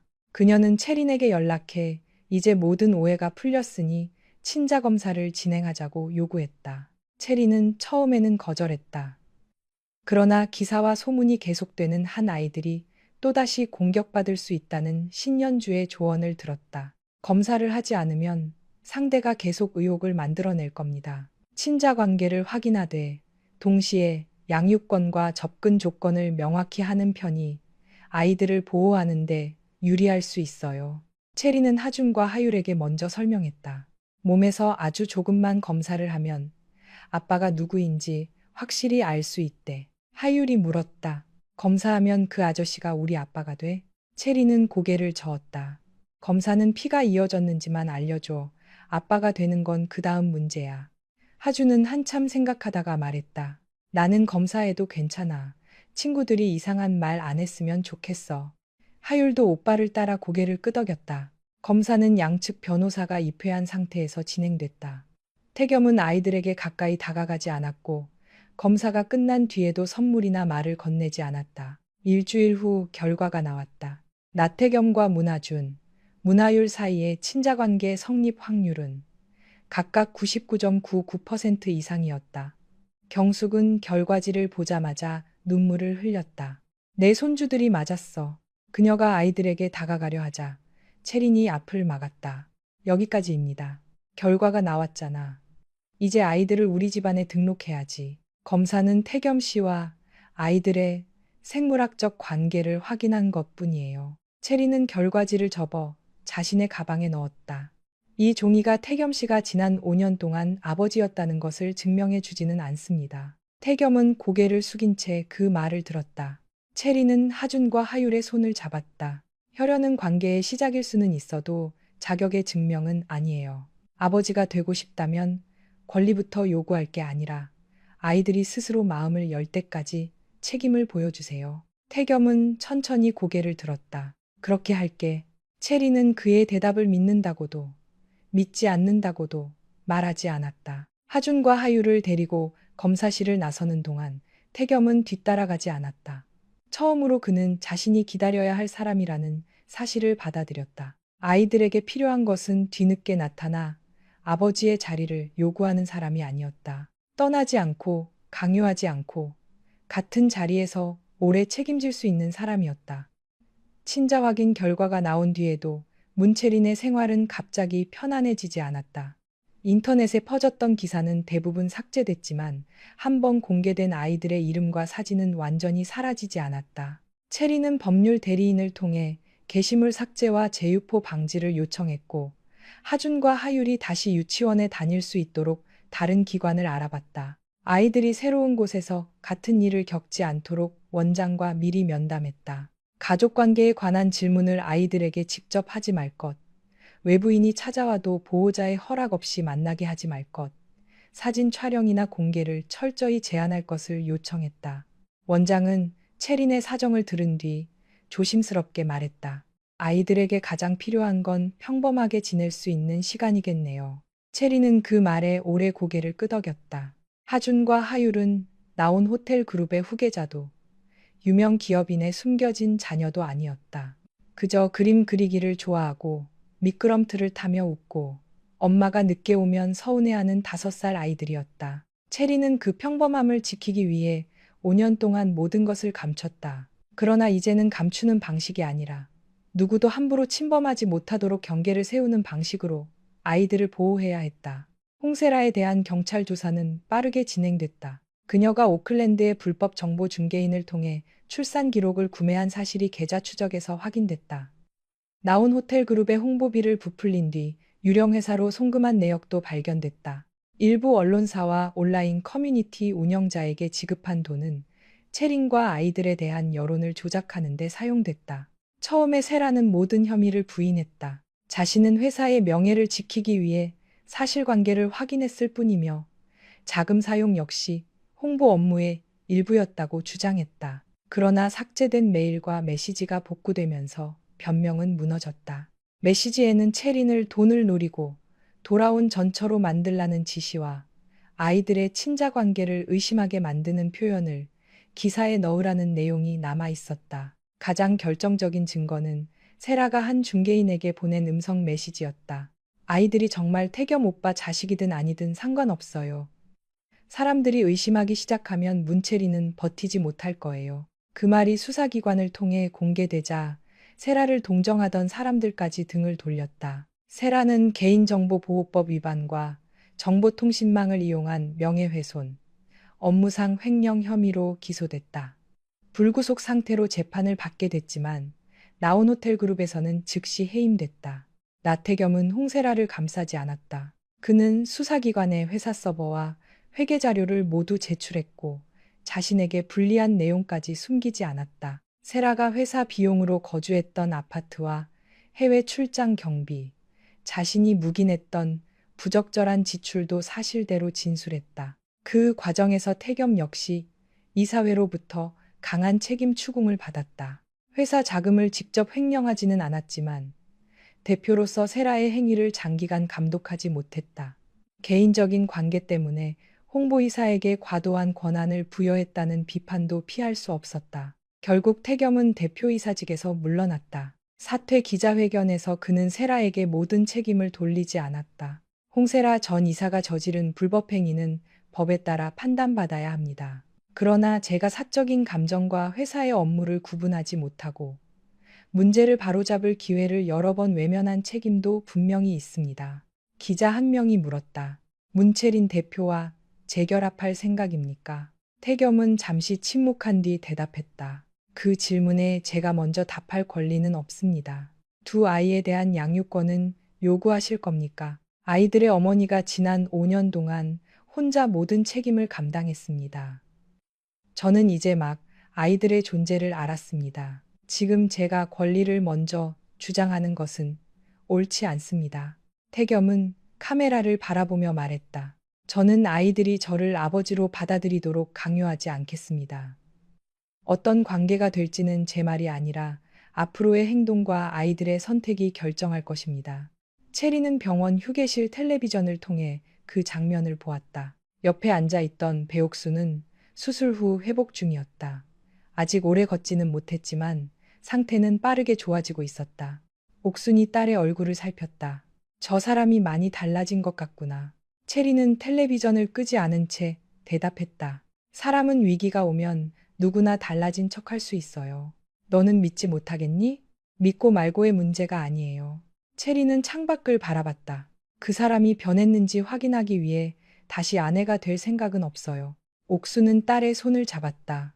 엄마는 내가 다시 그 집으로 돌아가길 바라는 게 아니다. 알아요. 다만 미움 때문에 내 마음까지 붙잡혀 있지는 않았으면 좋겠구나. 체리는 어머니의 말을 오래 생각했다. 그동안 그녀는 태겸을 용서하지 않는 것이 자신을 지키는 방법이라고 믿었다. 분노를 놓는 순간 과거의 모욕까지 없던 일이 될까 봐 두려웠다. 하지만 어머니의 말처럼 미움 역시 사람을 과거에 붙잡아두는 끈이 될 수 있었다. 용서는 다시 사랑하는 것도 책임을 없애주는 것도 아니었다. 상처를 준 사람을 자신의 삶에서 가장 중요한 존재로 계속 남겨두지 않는 일이었다. 옥순이 퇴원한 뒤 체리는 완주의 부모 집 근처에 작은 작업장을 마련했다. 체담 리빙은 나온호텔그룹의 사업과 별도로 여러 전통 숙박업체와 계약을 체결했다. 전주의 오래된 한옥 숙소와 남원의 작은 리조트, 완주 지역의 문화체험관이 체린의 제품을 선택했다. 지역 장인들과 협업한 침구와 커튼이 좋은 반응을 얻었고 한국 지사는 예상보다 빠르게 자리를 잡았다. 나온호텔그룹에서도 리모델링 계약을 계속 진행해달라는 요청이 왔다. 태겸이 사퇴한 뒤 임시 경영진은 회사의 생존을 위해 외부 투자와 구조조정을 추진하고 있었다. 채담 리빙의 디자인은 이미 심사에서 가장 높은 평가를 받았기 때문에 계약을 취소하면 오히려 회사가 손해를 보는 상황이었다. 나병철은 채린을 따로 만나자고 요청했다. 채린은 호텔이 아니라 자신의 사무실에서 그를 만났다. 병철은 이전보다 훨씬 늙어 보였다. 그는 여전히 반듯한 정장을 입고 있었지만 목소리에는 과거의 위압감이 없었다. 우리 회사가 지금 어려운 상황이라는 건 알고 있겠지. 뉴스를 통해 알고 있습니다. 채담 리빙이 계약을 유지해 준다면 투자자들에게도 긍정적인 신호가 될 거야. 체리는 준비된 계약서를 펼쳤다. 계약은 유지할 수 있습니다. 다만 기존 조건은 전면 수정해야 합니다. 어떤 조건이지? 제작비 선지급 비율을 높이고 납품 대금은 계열사를 거치지 않고 나온 호텔 본사에서 직접 지급해야 합니다. 홍보 과정에서 저와 아이들의 이름을 사용할 수 없다는 조항도 넣겠습니다. 병철은 서류를 읽다가 말했다. 우리 집안과의 관계를 활용하면 내 회사에도 도움이 되지 않겠나? 체리는 단호하게 고개를 저었다. 제 회사는 나씨 집안의 며느리였다는 경력으로 성장한 곳이 아닙니다. 아이들은 우리 집안 핏줄이야. 그 사실과 사업은 관계없습니다. 병철은 잠시 침묵했다. 회사를 살릴 수 있도록 투자할 생각은 없나? 체리는 그 질문이 나올 것을 예상하고 있었다. 없습니다. 자금이 부족해서 그러는 건 아닐 텐데. 제가 가진 돈이 충분한지와 투자할 의사가 있는지는 다른 문제입니다. 체리는 병철을 똑바로 바라봤다. 저는 나온 호텔 그룹의 위기를 만든 사람이 아닙니다. 과거의 가족 관계를 이유로 그 책임까지 떠안을 생각도 없습니다. 하준이가 언젠가 회사를 물려받을 수도 있어. 그건 하준이가 성인이 된 뒤 스스로 결정할 일입니다. 아이는 아직 어리다. 그래서 어른들이 대신 인생을 정해도 된다는 뜻은 아닙니다. 병철은 더 이상 설득하지 못했다. 결국 나온 호텔 그룹은 외부 전문 경영인을 선임하고 수익성이 낮은 사업을 매각하는 방식으로 구조조정에 들어갔다. 나씨 집안은 처음으로 가족의 이름만으로 회사를 지킬 수 없다는 현실을 받아들여야 했다. 여경숙은 손주들을 만나기 위해 여러 차례 연락했다. 처음에는 채린이 모두 거절했다. 경숙의 목적이 아이들을 사랑하는 것인지 집안의 핏줄을 확인하고 싶은 것인지 확신할 수 없었다. 그러던 어느 날 경숙이 채린의 사무실 앞으로 혼자 찾아왔다. 그녀는 기사도 변호사도 비서도 대동하지 않았다. 손에는 작은 종이봉투 하나만 들려 있었다. 채린은 회의실에서 경숙을 만났다. 경숙은 한동안 말을 꺼내지 못했다. 과거에는 채린이 먼저 차를 따르고 고개를 숙일 때까지 기다렸지만 이제는 자신이 손님이라는 사실을 알고 있었다. 아이들에게 전해주려고 가져왔다. 봉투 안에는 화려한 장난감이나 비싼 옷이 아니라 두 켤레의 작은 버선이 들어 있었다. 경숙이 직접 만든 듯 바느질이 고르지 않았다. 이런 걸 만드실 줄 아셨어요? 배운 지 얼마 안 됐다. 경숙은 시선을 내리깔았다. 하준이와 하유리가 어릴 때 신었어야 할 걸 나는 아무것도 해주지 못했으니까. 체리는 버선을 만지지 않았다. 왜 만나고 싶으신가요? 경숙의 얼굴이 굳었다가 천천히 풀렸다. 처음에는 내 손자라는 생각만 했다. 그녀는 어렵게 말을 이어갔다. 하준이는 태겸이 뒤를 이어야 하고 하유리도 우리 집안에서 키워야 한다고 생각했어. 네가 아이들을 숨겼다는 사실만 화가 났지. 네가 왜 그럴 수밖에 없었는지는 생각하지 않았다. 체리는 조용히 듣고 있었다. 내가 너한테 했던 말을 기억한다. 경숙의 손이 떨렸다. 아이를 못 낳는 여자라고 집안의 대를 끊는다고 했다. 사람들 앞에서도 너를 무시했다. 기억하고 계시네요. 잊었다고 하면 거짓말이겠지. 경숙은 처음으로 체린의 눈을 마주했다. 미안하다. 체린은 그 말을 오랫동안 기다렸다고 생각했다. 하지만 실제로 듣고 보니 마음이 후련해지지도 과거가 사라지지도 않았다. 사과한다고 제가 다시 어머니라고 부를 수는 없습니다. 안다. 아이들을 마음대로 만나실 수도 없어요. 경숙의 눈빛이 흔들렸지만 고개를 끄덕였다. 그것도 안다. 하준이와 하유리가 거부하면 만나지 못합니다. 아이들 앞에서 성을 바꾸라는 말이나 집안을 이어야 한다는 말도 하지 마세요. 그러마. 선물을 주기 전에 저에게 먼저 알려주세요. 아이들의 사진을 찍거나 다른 사람에게 보여주는 것도 안 됩니다. 경숙은 모든 조건을 받아들였다. 체리는 당장 아이들을 만나게 해주지는 않았다. 대신 버선을 집으로 가져가 하준과 하율에게 보여줬다. 하율은 작은 꽃무늬가 수놓인 버선을 만지며 물었다. 누가 만든 거야? 아빠의 엄마가. 그럼 우리 할머니야? 체리는 잠시 생각한 뒤 대답했다. 피로는 할머니가 맞아. 하지만 너희가 할머니라고 부르고 싶은지는 천천히 결정해도 돼. 하율은 버선을 발에 대봤다. 한번 만나보고 싶어. 하준은 말없이 버선을 바라봤다. 하준이는? 나는 아직 모르겠어. 몰라도 괜찮아. 체리는 두 아이가 같은 선택을 해야 한다고 강요하지 않았다. 며칠 뒤 하율만 먼저 경숙을 만났다. 체린이 함께 있는 공공도서관의 어린이 공간이었다.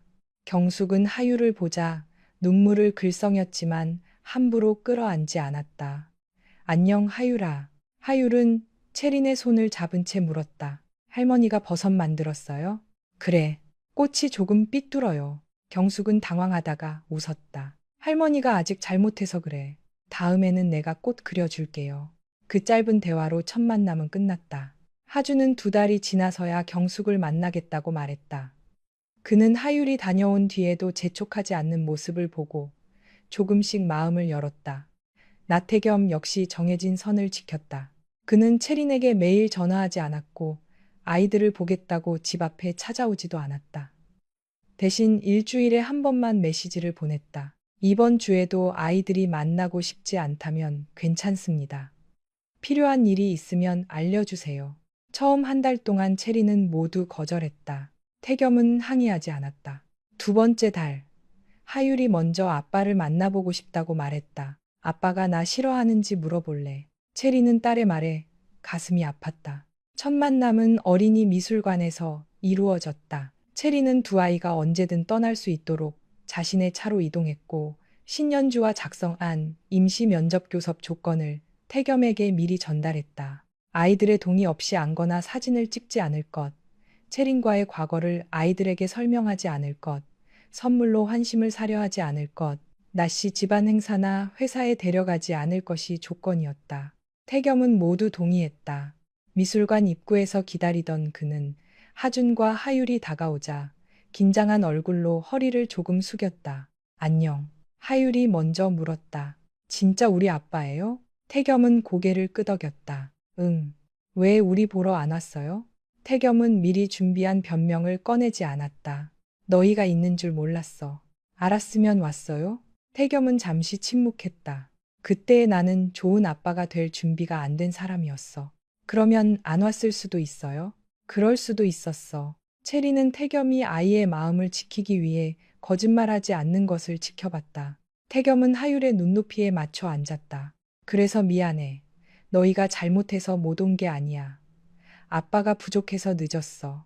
하율은 한동안 그를 바라보다가 말했다. 나는 아직 아빠라고 부르기 이상해요. 괜찮아. 아저씨라고 불러도 돼. 하준은 조금 떨어진 곳에서 두 사람을 보고 있었다. 태겸은 하준에게 가까이 가지 않았다. 하준아, 만나줘서 고맙다. 하준은 짧게 대답했다. 엄마가 만나도 된다고 해서 온 거예요. 알아. 첫 만남에서 아이들은 태겸의 손을 잡지 않았다. 함께 밥도 먹지 않았고 헤어질 때 안아주지도 않았다. 그럼에도 태겸은 실망한 기색을 보이지 않았다. 그는 미술관에서 아이들이 좋아한 그림의 제목과 하율이 무서워한 어두운 전시실, 하준이 오래 바라본 나무 조각 작품을 기억했다. 다음 만남에서 그는 선물 대신 두 아이가 이야기했던 색연필과 스케치북만 준비했다. 가격표가 붙어있는 비싼 제품이 아니라 유치원에서 흔히 사용하는 것이었다. 시간이 흐르면서 하율은 자연스럽게 태겸에게 질문을 늘려갔다. 아빠는 어릴 때 뭐 좋아했어요? 태겸은 아이가 처음으로 자신을 아빠라고 부른 순간 대답하지 못했다. 눈시울이 붉어지는 것을 숨기기 위해 잠시 고개를 돌려야 했다. 하주는 여전히 쉽게 마음을 열지 않았다. 하지만 어느 비 오는 날, 면접 교섭 시간이 끝난 뒤 태겸이 우산 없이 주차장까지 걸어가는 것을 보자 자신의 작은 우산을 건넸다. 이거 쓰고 가요. 태겸은 우산을 받으며 물었다. 하준이는? 엄마 차까지 가까워요. 그것은 아들이 건넨 첫 번째 친절이었다. 태겸은 그 작은 우산을 오랫동안 돌려주지 못했다. 자신의 집 현관에 세워두고 매일 바라봤다. 그것이 자신에게 허락된 관계의 크기라고 생각했다. 3달 뒤, 채린과 태겸은 정식 공동 양육 협의를 위해 신현주의 사무실에서 만났다. 채린은 처음부터 조건을 분명히 했다. 양육권과 친권의 주된 행사는 제가 맡습니다. 태겸은 반대하지 않았다. 아이들의 성은 계속 문씨로 유지합니다. 동의해. 면접 교섭은 아이들의 일정과 의사를 우선으로 합니다. 아이들이 만나기 싫다고 하는 날에는 강요할 수 없습니다. 알겠어.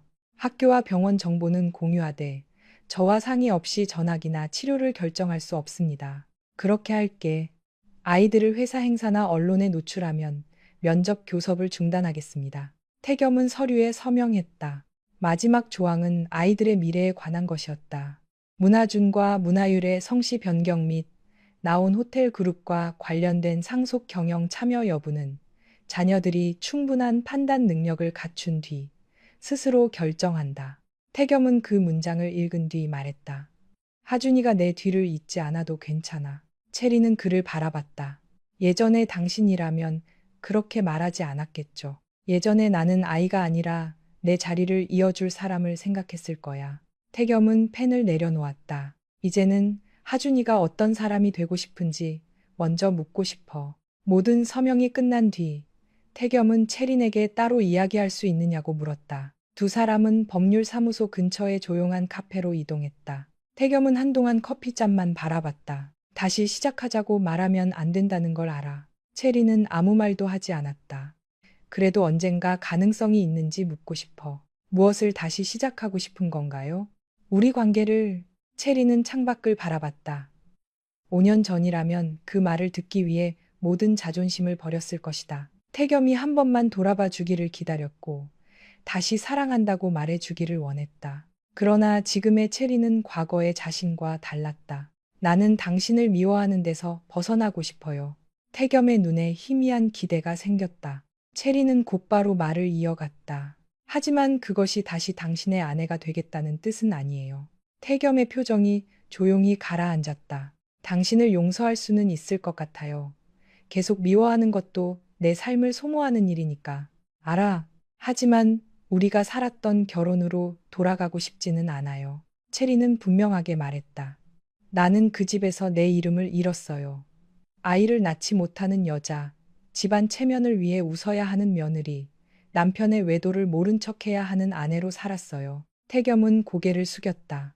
다시는 그런 삶을 선택하지 않을 겁니다. 내가 바뀌었어. 그럴 수도 있어요. 체리는 그의 변화를 부정하지 않았다.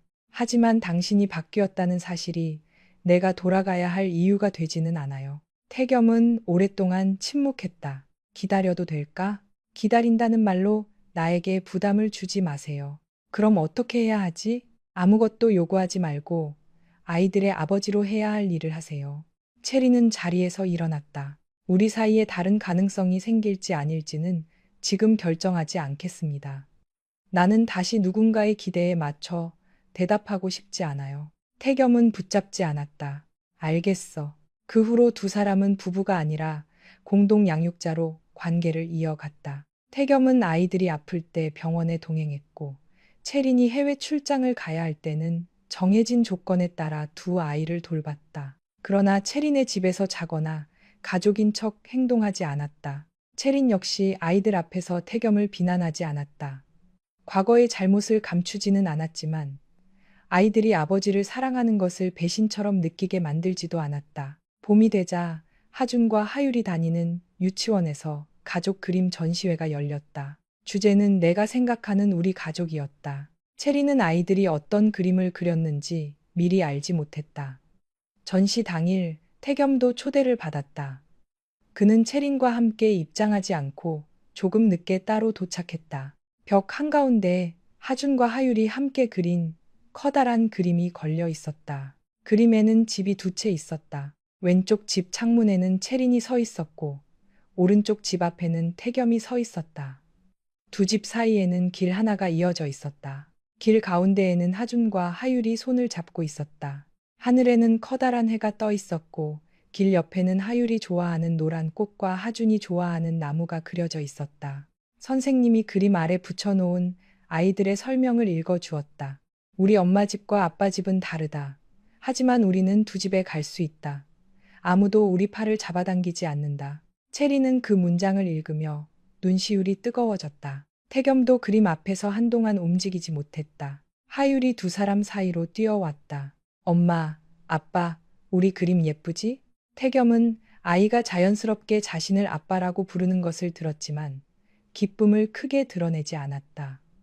하율이 부담을 느끼지 않도록 조용히 웃었다. 정말 예쁘다. 하주는 뒤에서 천천히 다가왔다. 집을 하나로 그릴 수도 있었는데 두 개로 그렸어.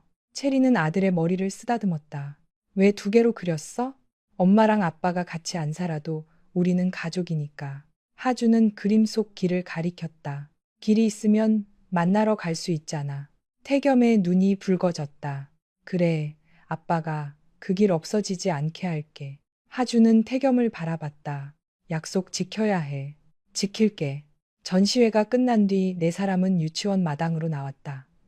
하율이 태겸의 손을 잡았고 하준은 채린의 손을 잡았다. 잠시 뒤 하준도 다른 손을 태겸 쪽으로 내밀었다. 태겸은 놀란 얼굴로 아이의 손을 바라봤다. 그러고는 너무 세게 잡지 않도록 조심스럽게 손끝을 맞잡았다. 채린은 그 모습을 지켜봤다. 그녀는 태겸의 아내로 돌아가지 않았다. 태겸 역시 용서를 받았다는 이유로 과거를 지우려 하지 않았다. 두 사람은 서로를 사랑했던 시절의 모습으로 돌아가는 대신 아이들에게 상처를 물려주지 않는 새로운 관계를 만들기로 했다. 가족은 반드시 한 집에서 살아야만 완성되는 것이 아니었다. 누군가가 희생하고 침묵해야 유지되는 관계라면 겉모습만 가족일 뿐이었다. 체리는 이제 알고 있었다. 혈연은 사람들을 만나게 할 수 있지만 그 관계를 지키는 것은 책임이었다. 사과는 시작일 뿐이고 신뢰는 오랜 행동을 통해 다시 쌓아야 했다. 그리고 용서는 상처를 준 사람에게 돌아가는 일이 아니었다. 자신의 삶을 다시 선택할 권리를 되찾는 일이었다.